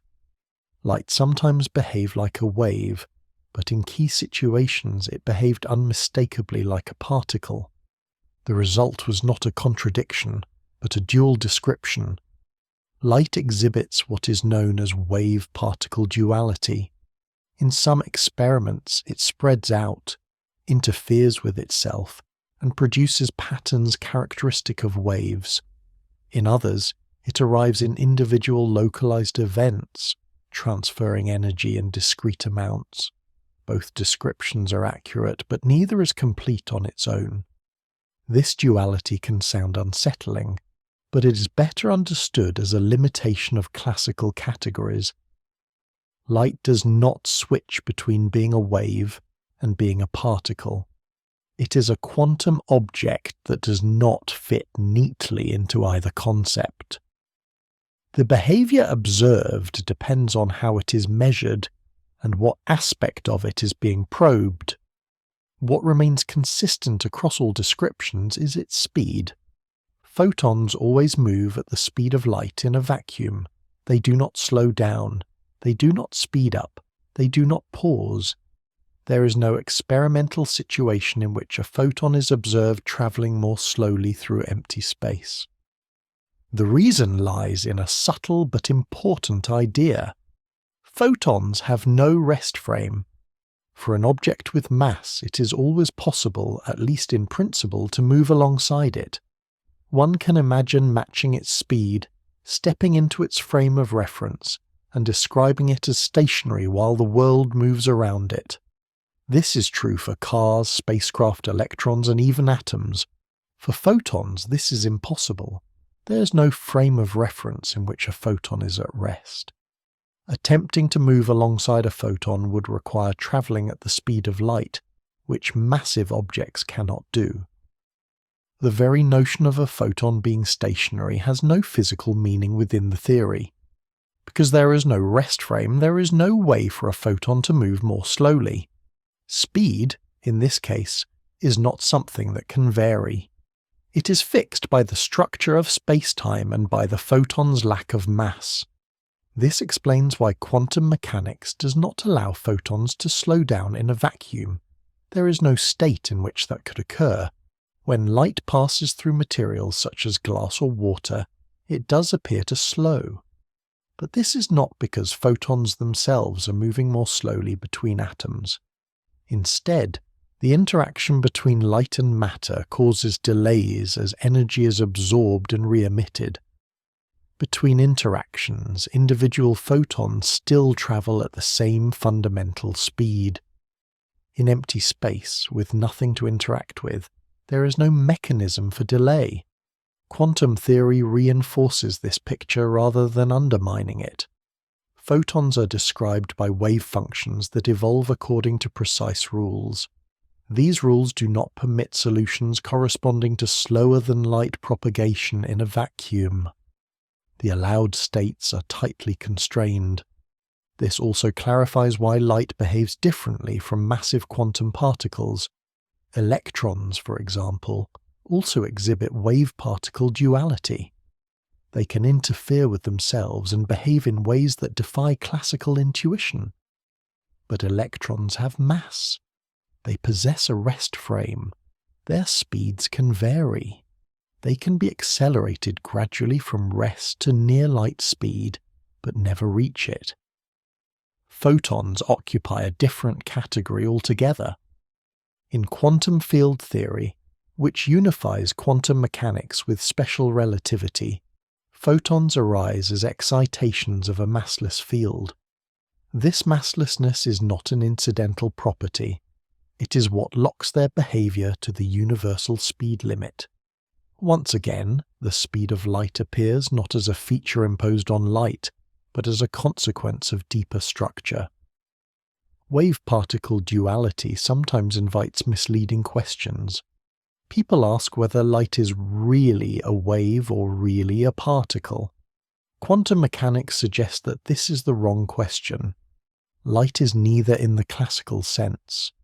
It is a quantum entity whose behavior cannot be fully captured by either picture alone. What matters for the present discussion is that both pictures agree on one point. Whether treated as a wave or as a stream of photons, light propagates at the same fixed speed in a vacuum. There is no quantum loophole that allows light to sneak around this rule. Even phenomena that seem exotic at first glance, such as quantum tunneling or entanglement, do not violate this constraint. Tunneling does not involve signals travelling faster than light. Entanglement produces correlations without transmitting usable information. In every case, the causal structure enforced by the speed of light remains intact. This consistency is one of the quiet strengths of modern physics. Quantum mechanics and relativity are often portrayed as uneasy partners, but when it comes to light speed, they are in complete agreement. Photons behave exactly as they must to preserve causality. Another way to see this is through energy. For massive particles, increasing speed requires increasing energy. As speed approaches that of light, the required energy grows without bound. For photons, the situation is reversed. Their energy is tied to their frequency, not their speed. Changing a photon's energy changes its color, not how fast it moves. This separation is crucial. It ensures that energy can be transferred, absorbed, and emitted without ever altering the speed of propagation. Light can be red or blue, weak or intense, sparse or abundant, but it cannot be slow. Quantum mechanics also reinforces the idea that light's speed is deeply connected to spacetime, rather than to any mechanical process. Photons do not carry clocks. They do not experience time passing in any meaningful sense. The interval between emission and absorption, from the photon's perspective, is undefined. This does not mean that light experiences no time in a poetic sense. It means that the concept of proper time, which applies to massive objects, does not apply to massless ones. The mathematical framework simply does not assign a ticking clock to a photon. Once again, the absence of a rest frame explains the result. Seen from this angle, light's unwavering speed is not something quantum mechanics struggles to explain. It is something quantum mechanics naturally accommodates. The theory leaves no room for alternatives. This brings the discussion back to limits. Quantum theory allows strange behaviors, superpositions, and probabilities that defy classical expectation. But it does not relax the speed limit. If anything, it makes that limit more secure by embedding it into the allowed states of fundamental fields. Light in the quantum world remains a messenger that cannot dawdle. This chapter's role is to show that the speed of light survives the transition from classical physics to quantum physics unchanged. The language shifts, the concepts deepen, but the constraint remains exactly where it was. That persistence is telling. If a rule holds across classical mechanics, relativity, electromagnetism, gravity, and quantum theory, it is unlikely to be accidental. It suggests a boundary that future theories will need to respect, not discard. The next question is how far that boundary extends. Whether it is merely a feature of known particles and fields, or whether it reflects an even deeper limit built into the foundations of physical law. Exploring that question requires stepping closer to the edges of theory, where energy, mass, and space-time itself begin to impose absolute constraints that no known process can cross. Those constraints define not just how light behaves, but what the universe ultimately allows. As light reveals its quantum nature and its unyielding speed, another question naturally takes shape. If light always moves at this pace because it has no mass, why can massive objects never reach it, no matter how much energy is applied? At first glance, this seems like a problem of engineering rather than physics. Faster engines, better fuels, stronger materials. With enough ingenuity, why not keep accelerating until the gap finally closes? The answer lies not in practicality, but in structure. In everyday experience, adding energy increases speed in a fairly straightforward way. Push a bicycle harder and it goes faster. Press the accelerator in a car and the car responds. Even aircraft and rockets behave according to this familiar pattern. More energy means more speed. This intuition holds well at low velocities, but it begins to fail as speeds approach that of light. According to relativity, as an object with mass accelerates, its resistance to further acceleration increases. This resistance is sometimes described as increasing inertia. The object becomes progressively harder to push. Not because of friction or drag, but because of how energy, motion, and space-time interact. The closer the object's speed comes to that of light, the more pronounced this effect becomes. At modest speeds, the increase is negligible. At higher speeds, it becomes significant. Near light speed, it becomes overwhelming. This behavior is not arbitrary. It follows directly from how energy and momentum are related in a relativistic universe. In classical physics, momentum increases linearly with speed. Double the speed, double the momentum. energy behaves similarly. These relationships feel simple and intuitive because they work well in everyday conditions. Relativity replaces these relationships with ones that account for the fixed speed of light. As speed increases, energy contributes less to increasing velocity and more to increasing inertia. The object's motion through spacetime tilts further toward the time dimension and less toward the spatial ones. The result is that each additional unit of energy produces a smaller increase in speed than the one before it. This process has no final step. No matter how much energy is added, a massive object can only approach the speed of light, never reach it. The speed acts like an asymptote. The closer the object gets, the steeper the climb becomes. Reaching the speed of light would require an infinite amount of energy. This is not a figure of speech. It is a precise statement about the structure of the equations that govern motion. There is no clever workaround, no shortcut, no alternative path hidden in the mathematics. Infinite energy is not difficult to obtain. It is impossible. This is why the speed of light is not a technological limit. It is not something that might be overcome with future advancements. It is a boundary built into how energy and motion relate to spacetime itself. Even the most powerful particle accelerators ever constructed cannot change this. Facilities such as CERN routinely accelerate particles to speeds astonishingly close to that of light. Protons in the Large Hadron Collider reach more than 99.9999% of light speed. Yet they never cross it. As more energy is added, the particles do not significantly increase their speed. Instead, their energy increases their effective inertia. They become harder to deflect, harder to accelerate further, but no faster in any meaningful sense. This behavior has been measured with extraordinary precision. It is not inferred indirectly. It is observed directly in how particles respond to magnetic fields, how tightly they curve, and how much energy is required to alter their paths. The lesson is consistent. Mass and light speed are incompatible.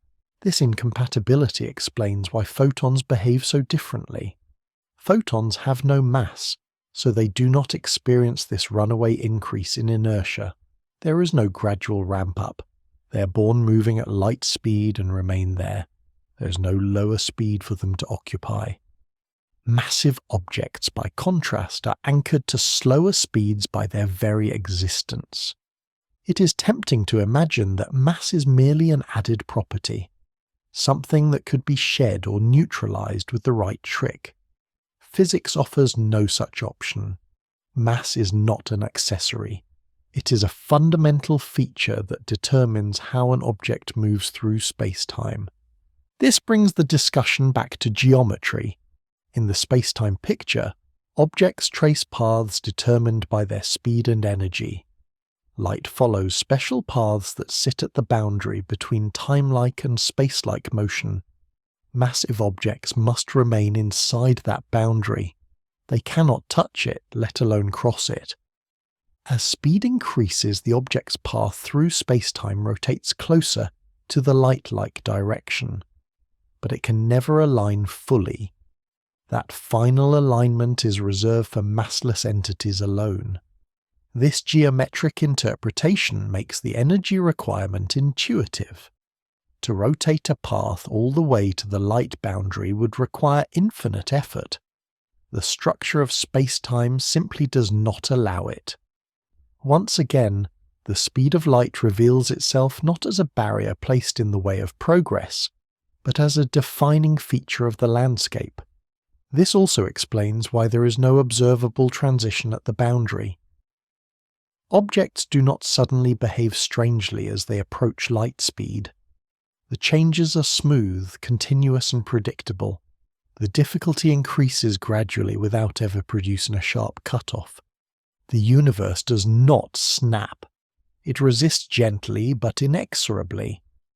Occasionally, popular descriptions suggest that mass increases with speed, as though objects literally gain mass as they accelerate.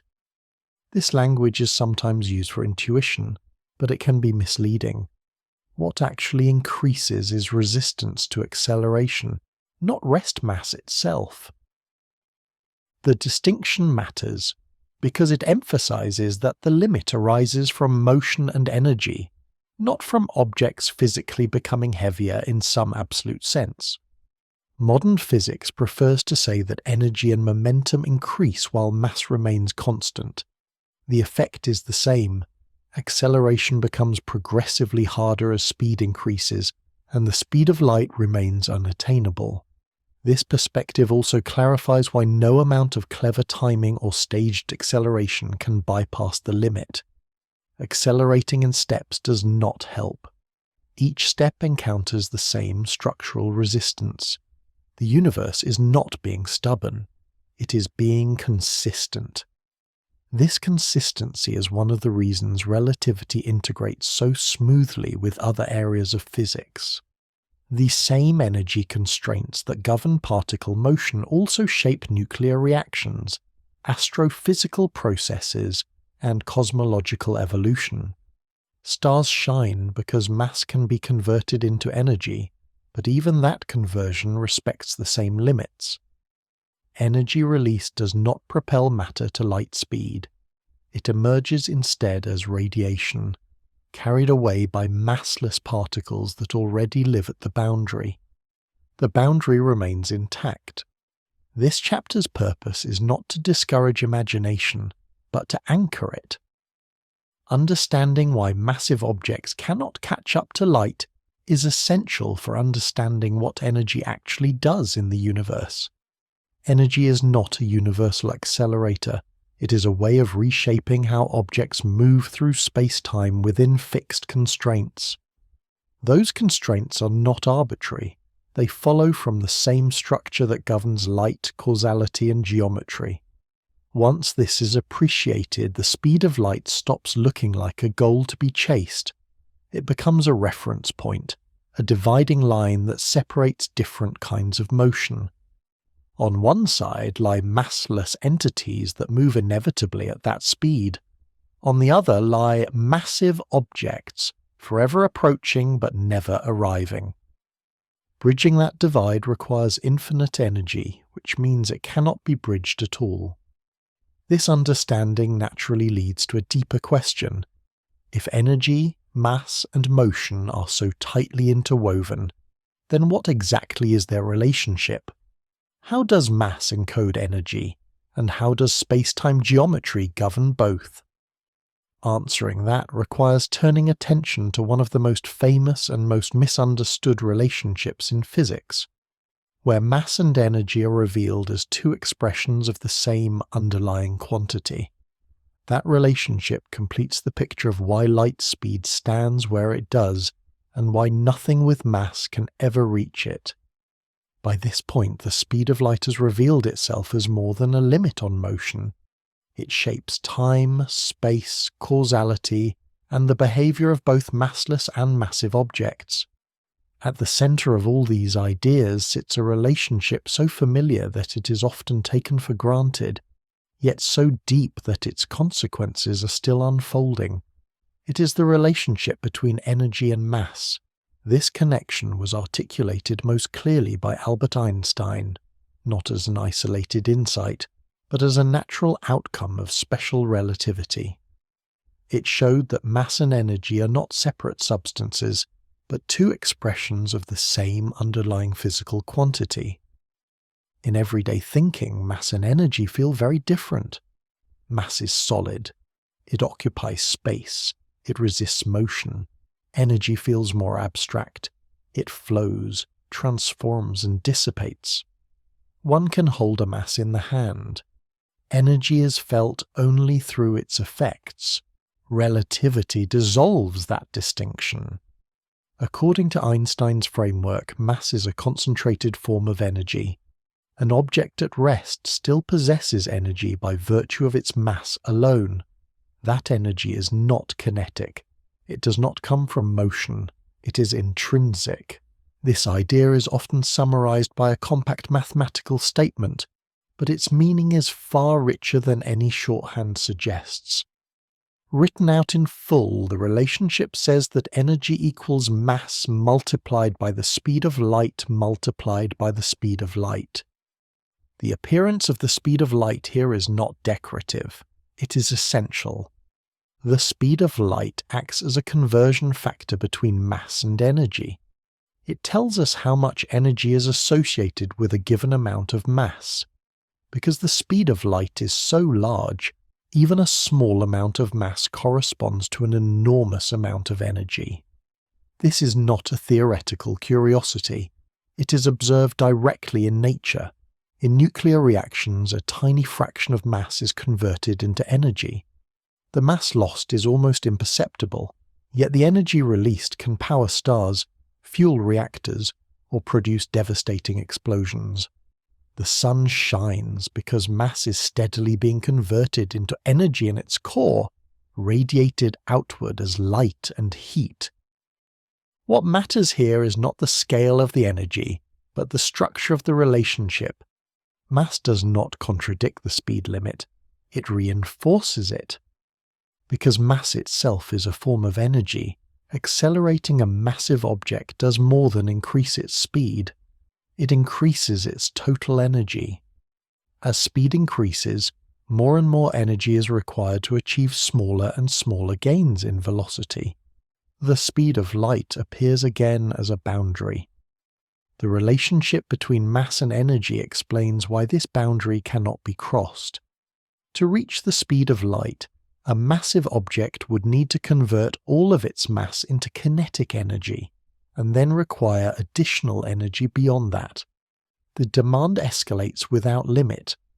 This is not because mass is stubborn or poorly behaved. It is because mass already carries energy, and that energy is tied to the structure of spacetime through the speed of light. Massless particles behave differently precisely because they do not possess this intrinsic energy at rest. Photons, for example, carry energy, but none of it is associated with rest mass. All of their energy is bound up in motion itself. There is no stored reservoir that resists acceleration. As a result, they do not need to be pushed up to the speed of light. They are born there. This distinction between massive and massless entities is not arbitrary. It emerges naturally from the energy-mass relationship.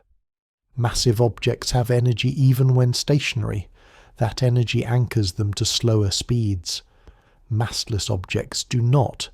Their energy is inseparable from their motion, locking them to the universal speed limit. The speed of light thus appears in two roles at once.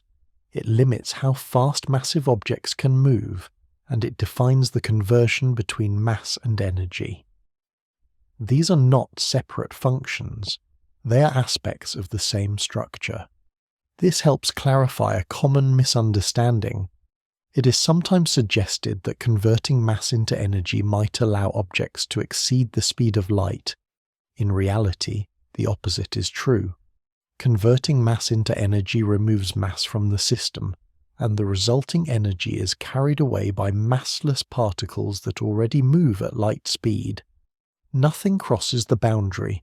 The boundary is simply respected in a different form. Even the most energetic processes in the universe follow this rule.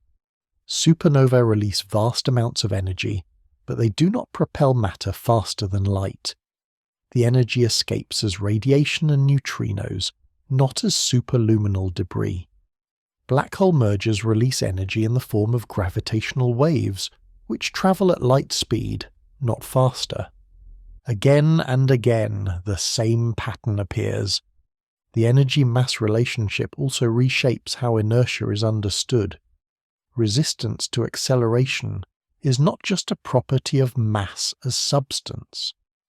It is a manifestation of energy content. The more energy an object has, the more resistant it becomes to changes in motion. As speed increases, energy increases. As energy increases, inertia increases. The feedback loop tightens as the speed of light approaches, making the boundary impossible to reach. This feedback is smooth and continuous. There is no sudden wall, no abrupt failure. The universe does not need to intervene forcefully. The structure does the work on its own. This also explains why the speed of light remains the same for all observers. Because it appears in the energy-mass relationship, changing frames of reference does not change its role. Observers may disagree about how energy and momentum are distributed, but they agree on the boundary those quantities cannot cross. Seen this way, the speed of light is not imposed from outside physics. It emerges from the internal consistency of energy, mass, and spacetime geometry. This consistency is what allows physics to scale. The same relationship governs subatomic particles and galaxies. It shapes the behavior of atoms and the evolution of stars. It constrains particle accelerators and supernova remnants alike. The energy stored in mass also explains why even empty space is not truly empty. Fields carry energy. Vacuum fluctuations carry energy. Spacetime itself responds to energy and mass, bending and evolving in response. This is where the discussion begins to expand outward. If mass and energy are interchangeable, and if energy shapes spacetime, then the distribution of mass and energy across the universe must influence how spacetime behaves on the larger scales. Expansion, curvature, and cosmic evolution all become linked to this same relationship. The speed of light appears again, not as a local limit, but as a global organizer. It determines how quickly changes in mass and energy can influence distant regions. It sets the pace at which the universe can respond to itself. It governs how structure grows and how information spreads across cosmic distances. This chapter's role is to anchor the speed limit in one of the most fundamental relationships in physics. The link between mass and energy does not undermine the constancy of light speed. It demands it. Once mass, energy, and space-time are understood as facets of a single framework, the speed of light becomes unavoidable. Remove it, and the relationships unravel. Keep it, and everything fits together. This prepares the ground for looking outward. If the speed of light shapes how energy and mass behave locally, it must also shape how the universe behaves as a whole. The expansion of space, the propagation of signals across cosmic time, and the limits of observation all flow from the same structure. The next step is to follow this relationship beyond laboratories and particles, and into the large-scale behavior of the universe itself, where the speed of light quietly governs what can be seen, influenced, and known. When the discussion shifts from laboratories and particles to the universe as a whole, the speed of light takes on another quiet role. It becomes the messenger that carries information across cosmic distances, linking distant regions of space and time. Yet the universe itself is not static. It is expanding, and that expansion raises an important question. If space is stretching, what happens to light as it travels through it? At first glance, expansion sounds like motion. Galaxies appear to be moving away from one another. Distances increase. Space itself grows. It is tempting to imagine light being dragged along, slowed down, or somehow altered by this process. But that intuition turns out to be misleading. The key point is simple, though its implications are subtle. Cosmic expansion does not change the local speed of light. Wherever light is measured in any small region of space, it still travels at the same fixed speed. That rule remains intact. Expansion does not break it. Instead, expansion changes the space through which light moves. To understand this, it helps to separate two ideas that everyday language tends to blend together. One is motion through space. The other is the expansion of space itself. When a car drives down a road, it moves through space. Its speed can be measured relative to the road, other cars, or the surrounding landscape. This kind of motion obeys the familiar rules of relativity. Cosmic expansion is different. Galaxies are not flying through space away from one another like debris from an explosion. Rather, the space between them is increasing. The coordinates that define distance stretch over time, carrying galaxies along without requiring them to move locally at high speed. Light travelling through this expanding space continues to move locally at its usual speed. But because the space it traverses grows while the light is in transit, the journey changes character. One visible consequence of this process is redshift. As light travels across the expanding universe, its wavelength is stretched along with space itself. The crests of the wave become farther apart. The light shifts toward longer wavelengths, moving from blue toward red and beyond into infrared or radio. This stretching does not require light to slow down. It changes the scale of the wave, not the speed at which it propagates locally. Redshift is not a Doppler effect in the usual sense, though the two are often compared. A Doppler shift arises when a source moves through space. Cosmological redshift arises because space itself changes while light is moving through it. This distinction matters. In the Doppler case, speeds add and subtract in familiar ways. In cosmic expansion, there is no single frame in which all motion can be described as ordinary velocity. The expansion applies everywhere, uniformly, altering distances rather than pushing objects. Because of this, it is possible for very distant galaxies to recede from us at an effective rate greater than the speed of light, without violating relativity. This statement often causes confusion, but the resolution lies in the difference between local speed and global separation.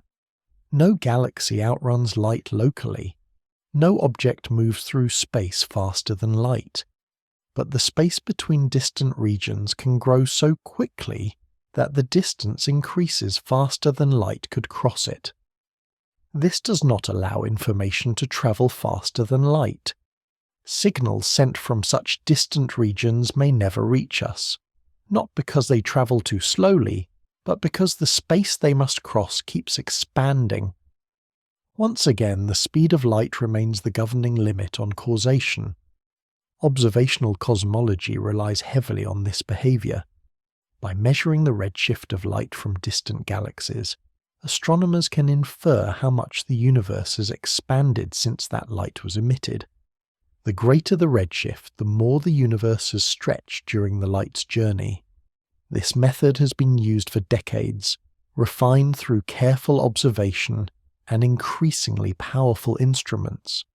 Space telescopes have played a central role in this work. Observatories such as the Hubble Space Telescope have mapped galaxies across vast distances, revealing a universe filled with structure and motion. More recently, the James Webb Space Telescope has extended this view, detecting light that has been stretched so far by expansion that it now lies in the infrared. These observations confirm a consistent picture. Light arriving from the distant universe behaves exactly as expected when both its fixed local speed and the expansion of space are taken into account. Crucially, none of this undermines the speed of light rule. At every point along its path, light moves at the same speed relative to its immediate surroundings. The stretching occurs gradually, distributed across space and time. There is no moment at which light suddenly violates its limit or behaves anomalously. This reinforces an important lesson. The speed of light is not a restriction on how far things can be separated. It is a rule about how influence propagates locally. Cosmic expansion respects this distinction perfectly. In fact, the expanding universe makes the role of light speed even clearer. Because information cannot outrun light, there is a horizon beyond which events cannot influence us. This cosmic horizon is not a physical boundary, but a limit set by expansion and light speed combined. Light emitted beyond a certain distance will never arrive, no matter how long one waits. The universe expands too quickly for the signal to keep up. This does not imply that the signal is too slow. It reflects the geometry of spacetime on the larger scales. Here again, the speed of light shapes what can be known. Astronomers speak of the observable universe not because anything lies beyond observation in principle, but because light from beyond that region has not had time and may never have time to reach us. The boundary is set by expansion and by light's finite speed acting together. This has a calming implication. The universe does not hide its secrets arbitrarily. It reveals them according to consistent rules. What can be observed is governed by structure, not chance.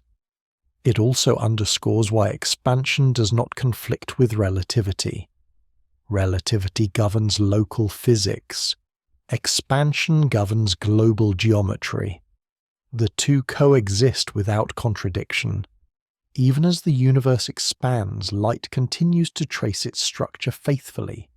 It carries information forward in time, stretched but not distorted, slowed or accelerated.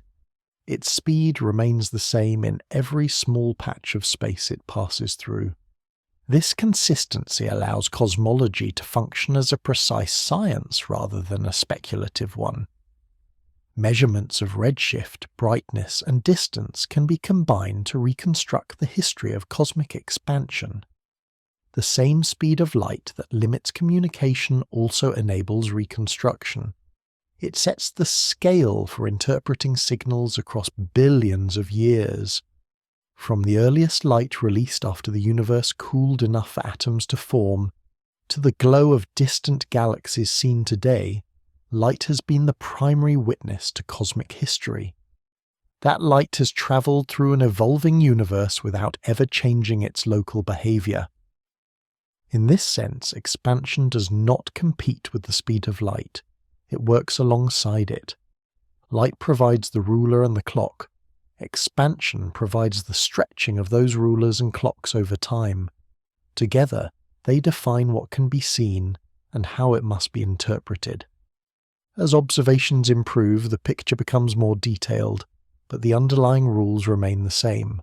The universe grows, space stretches, light moves at its constant speed, wavelengths lengthen, information propagates within fixed limits.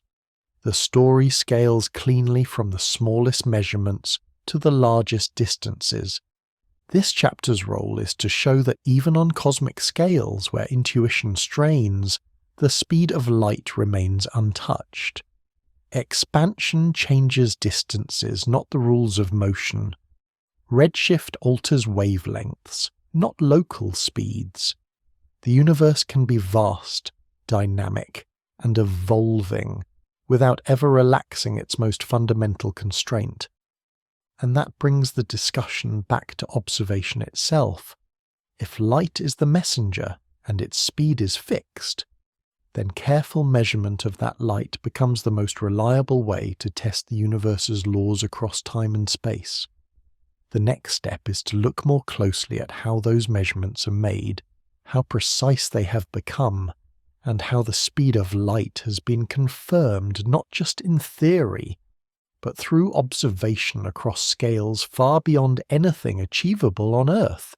By this stage, the speed of light has appeared so consistently across so many areas of physics that it begins to feel less like a measured quantity and more like a structural feature of reality. That impression is not accidental. Modern science does not merely assume the speed of light is constant. It has tested that assumption to extraordinary precision. The story of how this is done is quieter than dramatic discoveries or bold theories, but it is just as important. In the early days of measuring light, uncertainty dominated. Instruments were limited, distances were short, clocks were imperfect. Each new method improved the estimate, but always with margins of error that left room for doubt. Light was known to be fast, but how fast exactly remained a moving target. Over time, that changed. Advances in laser technology, atomic clocks, and interferometry transformed measurement from approximation into precision. Light could be produced at stable frequencies, guided along carefully controlled paths, and timed against clocks whose regularity surpassed anything previously imaginable. By the late 20th century, the situation had quietly reversed. The limiting factor was no longer uncertainty in the speed of light, but uncertainty in the instruments used to measure distance and time. This led to a subtle but profound shift. Instead of treating the speed of light as something to be measured again and again, physicists began treating it as a reference, a fixed value against which other measurements could be calibrated. Light was no longer chasing definition, it was providing one. Today, the speed of light in a vacuum is defined exactly. It is not subject to experimental refinement. It does not come with an error bar.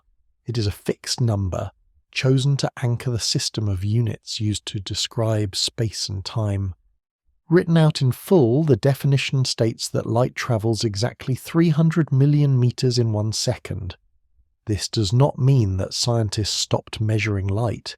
It means they reached a point where further measurements would tell them more about their rulers and clocks than about light itself. Distance is now defined in terms of how far light travels in a given fraction of a second. Time is defined by atomic transitions whose behavior is linked to fundamental physical constants. The speed of light sits at the center, tying these definitions together. This approach reflects confidence, but not complacency. Organizations responsible for maintaining measurement standards, such as the International Bureau of Weights and Measures, continually test the consistency of these definitions. Atomic clocks are compared across continents. Laser frequencies are stabilized and cross-checked. Satellite links allow timing signals to be exchanged with astonishing accuracy. In these tests, the speed of light never wavers. What does change occasionally is understanding of how best to realize the units built upon it. Improvements in clock technology, for example, refine how the second is implemented in practice. Laser interferometers refine how distances are realized. The definitions themselves remain fixed, serving as anchors rather than targets. This shift from measurement to definition can feel counterintuitive. It might seem like science has decided to stop questioning a value. In reality, it reflects the opposite. It reflects the recognition that the speed of light has become one of the most stable features in all of experimental physics. Defining it does not shield it from scrutiny. It acknowledges that scrutiny has already reached its practical limit. Importantly, this does not mean that certainty has replaced inquiry. Physicists remain open to the possibility that deeper theories could one day reframe how the speed of light is understood. What they do not expect is that its value will begin to drift, vary by direction, or depend on motion. Such behavior would have shown up long ago in precision experiments. Modern tests look for exactly these possibilities. Highly sensitive experiments search for tiny violations of symmetry. Astronomical observations compare light arriving from different directions and different epochs. So far, every test reinforces the same conclusion. Light speed is the same everywhere it can be measured. This reinforces certainty without claiming finality. The speed of light is treated as exact within current physical theory, not because science has closed the book, but because all available evidence supports that treatment overwhelmingly. If future discoveries demand revision, definitions can change. For now, stability is the most honest description. There is also a philosophical dimension to this choice. By defining the speed of light, science acknowledges that measurement is always relational. Distances and durations do not exist independently of the methods used to measure them.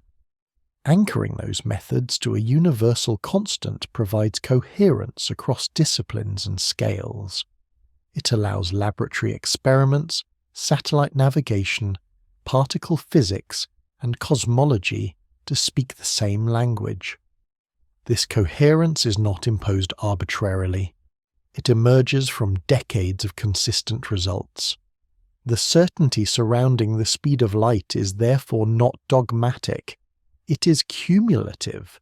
It is the product of countless checks, refinements, and cross-comparisons that all converge on the same outcome. At the same time, this certainty is carefully bounded. Physicists do not claim to know why the speed of light has the value it does. They do not claim it could not have been different under other conditions or in other possible universes. They simply recognize that, in this universe, it behaves as an exact constant to the limits of observation. This distinction matters. Certainty about behavior does not require certainty about origin. One can rely on a rule while still wondering why it exists. That balance between confidence and curiosity is one of the strengths of modern physics. It allows practical systems to function reliably, while leaving room for deeper questions to remain open. As measurement has become more precise, the speed of light has shifted roles. It began as an unknown to be estimated. It became a quantity to be refined. It is now a foundation upon which other measurements rest. Few physical quantities have made that journey. The result is a quiet kind of trust. Not trust born of assumption, but trust earned through repetition. Light has been asked, in countless ways, to betray variation. It has never done so. This chapter's role is to establish that trust clearly and honestly. The speed of light is not treated as fixed because it is convenient. It is treated as fixed because everything we know says it is. Yet that trust does not end the conversation. It sharpens it. Once a constant is accepted as foundational, attention naturally shifts from whether it varies to what it means, why it occupies such a central role, what its existence implies about the structure of reality itself. Those questions are not answered by more precise measurements. They require reflection, interpretation, and a careful look at what physics is really telling us about the universe. That turn from measurement to meaning marks the transition from empirical confirmation toward the deeper implications that lie beneath the numbers. By now, the speed of light has earned a remarkable status. It appears in electromagnetism, relativity, quantum theory, gravity, and cosmology. It defines causality, shapes spacetime, limits motion, and anchors measurement itself. With so many roles, it is natural to ask whether this speed is truly fundamental, or whether it might be an emergent feature of deeper laws yet to be uncovered. This question sits at the boundary between established physics and careful speculation. Within all tested theories so far, the speed of light behaves as a fundamental constant. It does not vary with location, direction, energy, or time. It does not drift. It does not fluctuate. Experiments have searched for deviations across enormous ranges of scale and precision, and none have been found. Yet physics has learned to be cautious about declaring anything final. History offers many reminders that quantities once thought absolute later turned out to arise from deeper structures. Temperature, for example, feels fundamental in everyday life, but emerges from the collective motion of particles. Pressure feels basic, yet it is a statistical effect. Even solidity dissolves into fields and forces under closer inspection, so it is reasonable to ask whether the speed of light might belong to this category. One possibility explored in theoretical physics is that the speed of light reflects the properties of spacetime itself, rather than standing apart from them. In this view, light speed is not an independent input, but a feature that emerges from how spacetime responds to energy and motion at large scales. This idea remains speculative, but it is not careless. Some approaches to quantum gravity, which aim to reconcile quantum mechanics with general relativity, suggest that spacetime may have a discrete or granular structure at extremely small scales. At those scales, the smooth geometry assumed by relativity may no longer apply exactly. If spacetime behaves differently at such scales, it is natural to wonder whether constants defined within that geometry might also be affected. Importantly, there is no experimental evidence that the speed of light changes under these conditions. Any such effects, if they exist at all, would likely be suppressed far beyond current observational reach. The speculation concerns the origin of the constant, not its observed behaviour. Another line of inquiry asks whether the speed of light could vary in extreme environments, such as near black holes or during the earliest moments of the universe. These ideas are explored cautiously, often as mathematical possibilities rather than physical claims. So far, every observation remains consistent with a constant speed. Even in the strongest gravitational fields known, light follows paths predicted by relativity. Its speed locally remains unchanged. What changes is the geometry through which it moves. This distinction is crucial. General relativity already allows for complex behavior without altering the local speed of light. Time slows near massive objects, space curves, paths bend, yet at every point, light still moves at the same pace relative to its immediate surroundings. Any theory proposing a varying speed of light must therefore explain not only how the variation arises, but why it has escaped detection so completely. That is a high bar. Most modern physicists treat the speed of light as fundamental within our current understanding, while remaining open to the possibility that future theories may reinterpret its role rather than revise its value. This is a subtle but important distinction. Reinterpretation does not mean replacement. It means finding a deeper framework in which the constant appears naturally, perhaps as a conversion factor, a symmetry constraint, or a geometric property. This is similar to how Einstein reinterpreted gravity. He did not replace Newton's law with something contradictory. He revealed a deeper picture in which gravity emerged from space-time curvature while preserving Newton's results in appropriate limits. A future theory might do something similar with the speed of light.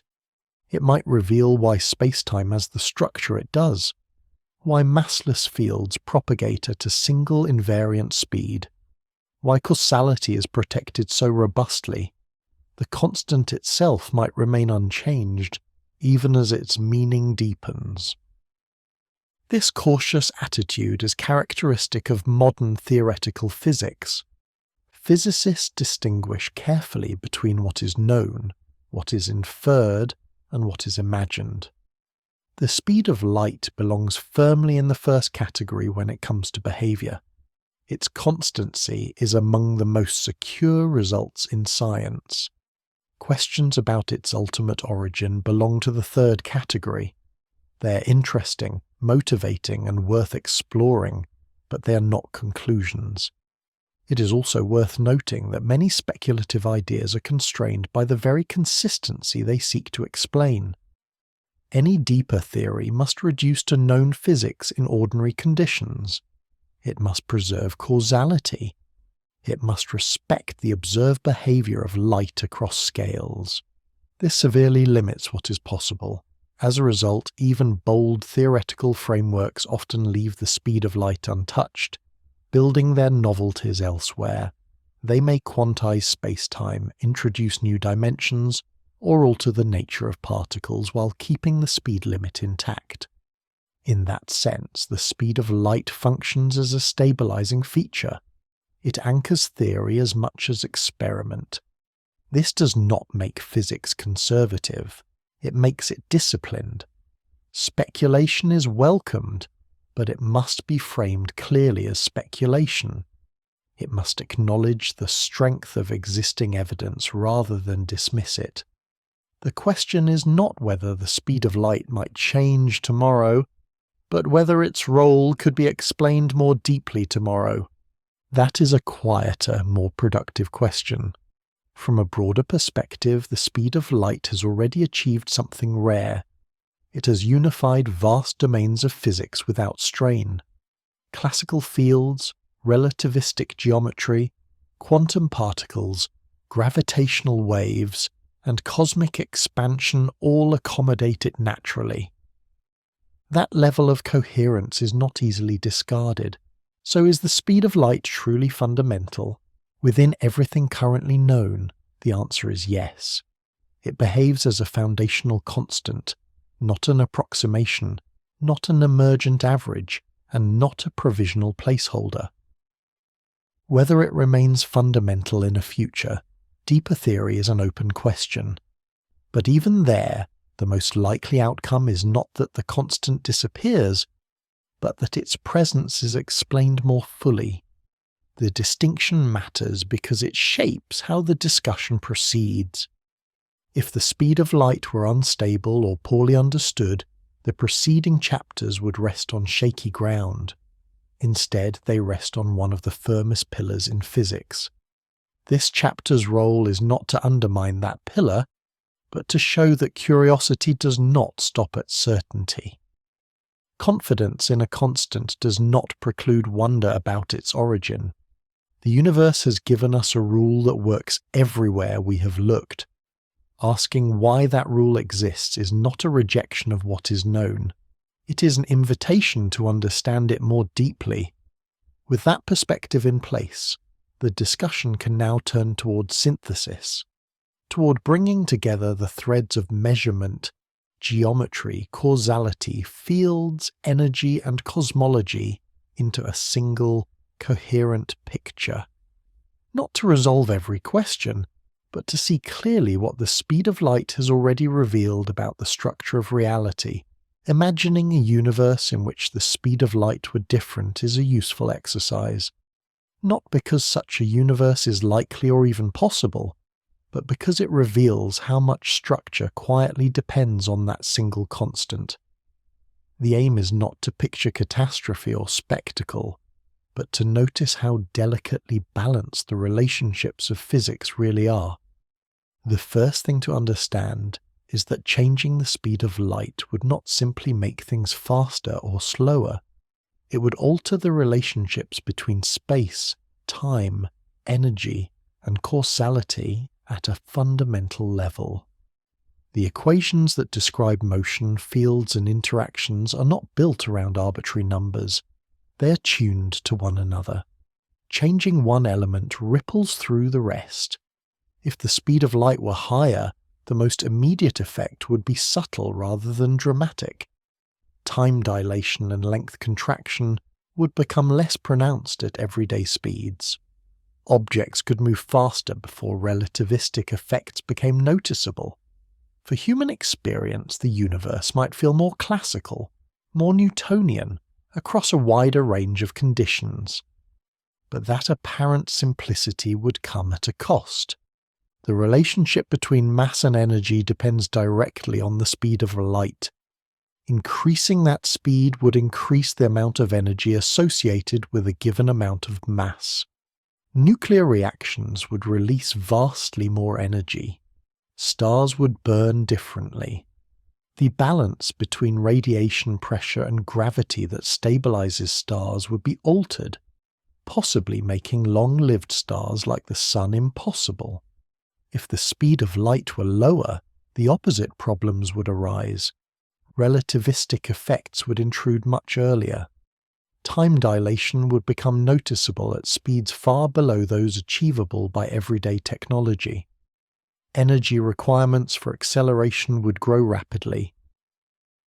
Chemical and nuclear processes, which depend on precise energy balances, could behave very differently. Atoms themselves might not be stable in the same way. The forces that bind electrons to nuclei depend on electromagnetic interactions, which are governed by the same constants that set the speed of light. Altering that speed would shift the scales at which these forces operate. The sizes of atoms, the strengths of bonds, and the spectrum of light emitted by matter would all change. This is where instability, rather than destruction, becomes the key theme. Physics is full of interlocking relationships. Constants do not float independently. They form ratios and combinations that determine whether structures can exist at all. Change one too much, and the others no longer align in a way that permits complexity. Causality would also be affected. If the speed of light were higher, the boundary between cause and effect would widen. Influences could propagate more quickly, allowing distant regions to remain more tightly connected. That might sound beneficial, but it would also compress the distinction between local and global behavior. Systems that rely on separation and delay to remain stable could become overly coupled. If the speed were lower, causality would tighten, horizons would shrink, regions of the universe would fall out of causal contact more easily. Coordination across space would become harder. Even modest separations could isolate systems from one another. In extreme cases, the universe could fragment into causally disconnected patches far earlier in its history. The expansion of the universe would also behave differently. The balance between expansion speed and light speed determines what can be observed and what can influence what. A different speed of light would shift cosmic horizons, altering which regions could ever exchange information. Structure formation, the growth of galaxies and clusters, depends on signals travelling outward, coordinating collapse over vast distances. Change the speed at which those signals propagate, and the large-scale structure of the universe could look entirely different. None of this requires explosions or collapse to make the point. It is enough to see that familiar patterns depend on precise relationships. Even the notion of measurement would be affected. Our definitions of distance and time are built around the speed of light. Change that constant, and the coherence of measurement systems would have to be rebuilt from scratch. Units that currently align neatly across scales would drift apart. Comparing experiments performed under different conditions would become more difficult, not easier. In a deeper sense, the geometry of spacetime itself would change. The division between time-like, light-like, and space-like intervals is set by the speed of light. Alter that boundary, and the classification of events shifts. Paths that were once forbidden might become allowed, or vice versa. The shape of space-time cones would change, reshaping the logic of influence. This does not mean the universe would become chaotic. It means it would be different in ways that may not support the same kinds of complexity.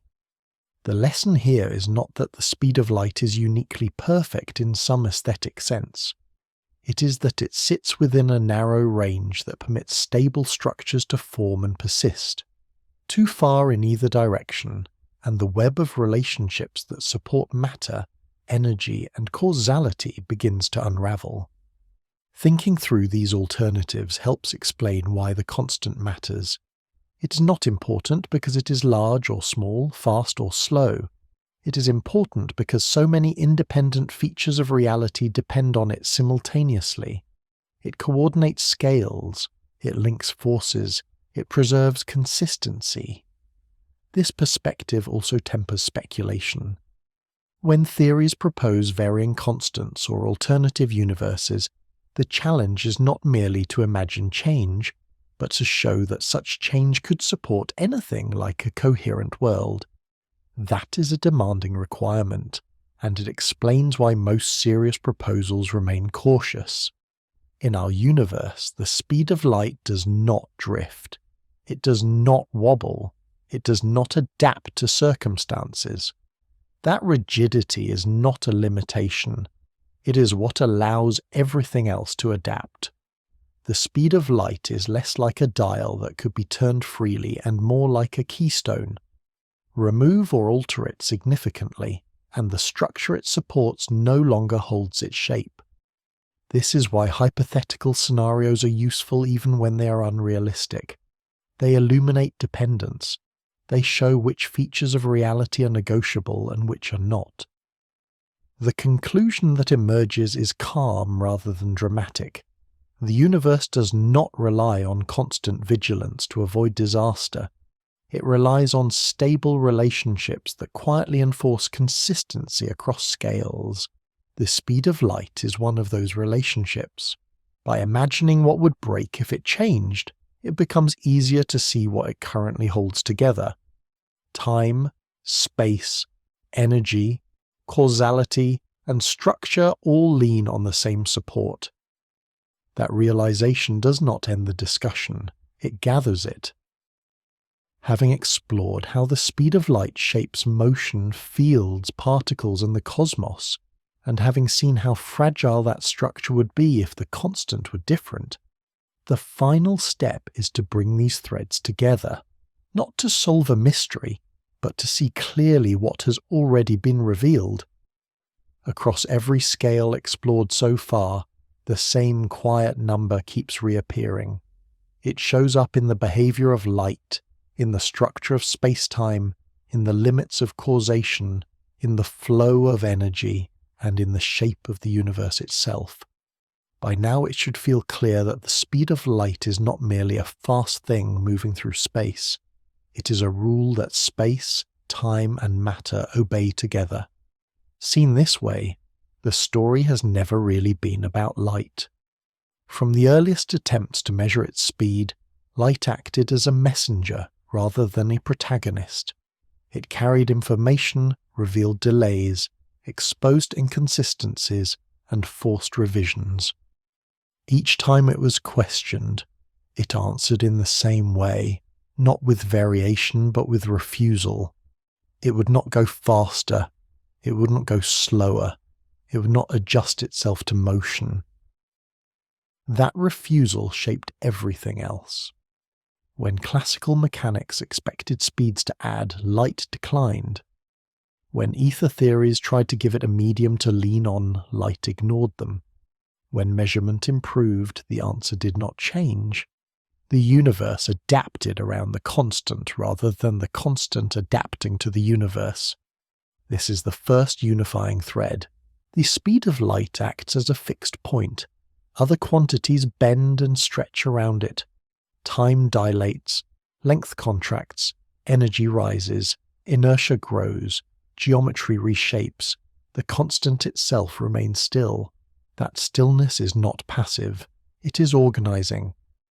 Once accepted, the constancy of light's speed transforms from an experimental curiosity into a structural principle. It becomes the rule that holds together otherwise incompatible ideas. Motion remains relative.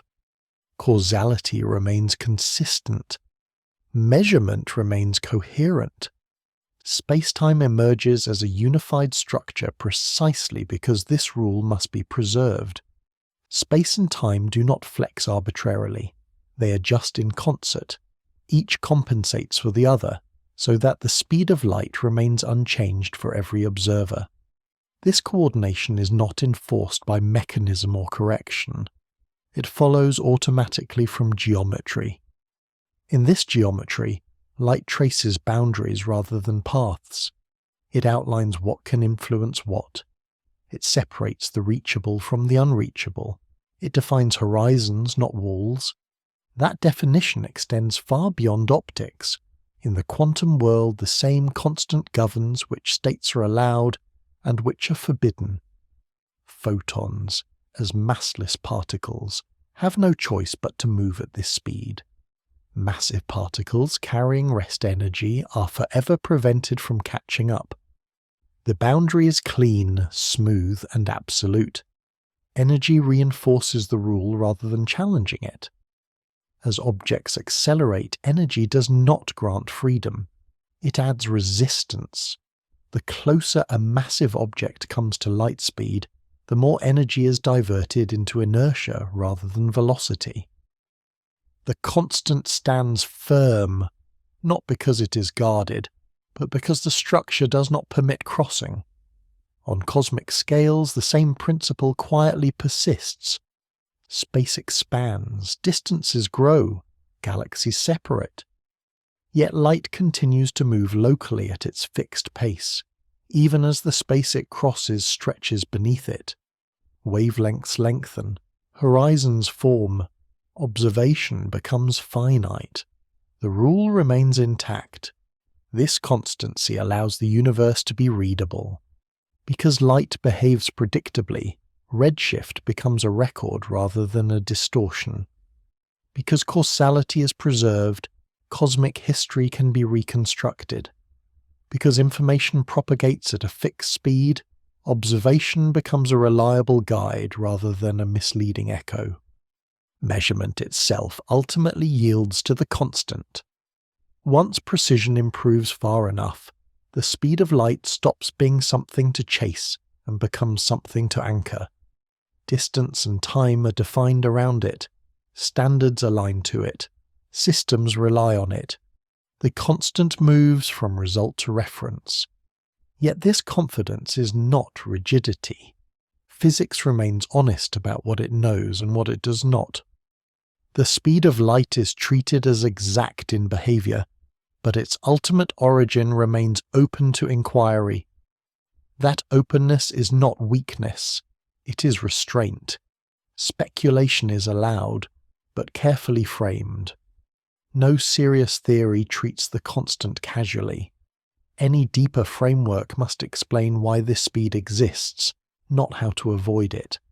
And when hypothetical universes are imagined with different values for this constant, the result is not spectacle but fragility. Structures fail quietly. Relationships misalign. Stability erodes. The lesson is not that the universe is finely tuned for drama, but that consistency requires balance. The speed of light turns out to be less about motion than about patience. It enforces delay. It prevents instant influence. It allows separation to matter. It ensures that causes unfold into effects rather than collapsing into simultaneity. In doing so, it gives the universe time to behave. Stars form slowly. Signals travel gradually. Structures emerge over billions of years. Nothing happens everywhere at once. This patience is not accidental. It is a consequence of the same constant that limits speed. There is also a kind of regularity here that is easy to overlook. The speed of light does not fluctuate with circumstance. It does not respond to environment or scale. It does not care about energy levels, directions, or observers. That indifference is what makes lawfulness possible. Because the rule does not adapt, everything else must. Because the constant is fixed, patterns can persist. Because limits exist, complexity can develop without collapsing into contradiction. This is the deeper synthesis. The speed of light is not a feature added to the universe, it is a condition the universe is built around. Geometry, causality, energy, and observation all emerge within its bounds. None of them override it. None of them escape it. Light simply reveals what was already there. By following this constant from laboratory measurements to quantum fields, from spacetime geometry to cosmic expansion, the same picture repeats. Not a universe straining against a limit, but one shaped by it. The rule is quiet. It does not announce itself. It shows up only when questioned, and when it does, it answers the same way every time. No faster, no slower. That consistency is what allows physics to connect such different domains without tearing. It is why equations written for particles apply to stars, why clocks in airplanes agree with clocks in orbit, why observations made billions of years apart can be compared meaningfully. Everything leans on the same support. In that sense, the speed of light is not dramatic. It is dependable. It does not rush. It does not yield. It simply holds. Understanding this shifts perspective. Instead of seeing the universe as a collection of objects moving through space, it becomes easier to see it as a network of relations unfolding within a stable structure. Motion becomes secondary. Structure becomes primary. Light's speed is the expression of that structure. And once that is seen clearly, the story naturally slows. There is no final revelation waiting beyond this point, no sudden twist. What remains is reflection rather than resolution. The constant does not explain everything. It does not answer every question. But it quietly shapes every answer that physics gives. Recognizing that is not the end of curiosity. It is the beginning of a calmer one. From here, the conversation can turn away from limits and toward meaning, away from speed and toward scale, away from explanation and toward perspective, not to conclude the story but to let it settle. The speed of light often enters conversations as a limit, a line that cannot be crossed, but seen in full context, it is less a restriction and more a defining feature of how reality holds together. It sets a rhythm rather than a barrier. Because this speed is fixed, the universe gains structure. Time unfolds instead of collapsing into immediacy. Distance matters. Causes have room to become effects. Events remain ordered, not because they must be enforced, but because the geometry of reality allows no alternative. Nothing needs to hurry. Across scales that range from subatomic interactions to the largest visible structures in the cosmos, the same quiet rule applies. Light moves steadily. Information propagates patiently. Change spreads at a pace that allows complexity to form without tearing itself apart. This reliability is what makes the universe readable. Measurements remain meaningful across generations. Observations made here can be compared with signals that began their journey billions of years ago. The same constant that governs a laboratory experiment also governs the expansion of space itself. There is comfort in that continuity. The speed of light does not promise answers. It does not explain why the universe exists or where it is ultimately going. But it provides a stable background against which those questions can be asked without confusion. It ensures that whatever unfolds does so within a framework that is consistent, predictable, and shared. Reality does not change its rules from place to place. Seen this way, the speed of light is not something to race against or overcome. It is something to orient by. It defines what can connect, what can influence, and what must remain separate. It gives the universe its scale and its patience. And within that scale, everything else finds its place. From the slow formation of stars to the gentle arrival of ancient light at a telescope, the same calm boundary holds. Nothing rushes ahead of it. Nothing falls behind it. The universe moves forward together, one consistent step at a time, understanding that does not resolve every mystery. But it offers something quieter and perhaps more lasting, a sense that reality, at its deepest level, is not chaotic or hurried, but measured, lawful, and steady. A place where change happens, but never all at once. A universe shaped not by speed alone, but by the calm boundary that makes speed meaningful at all.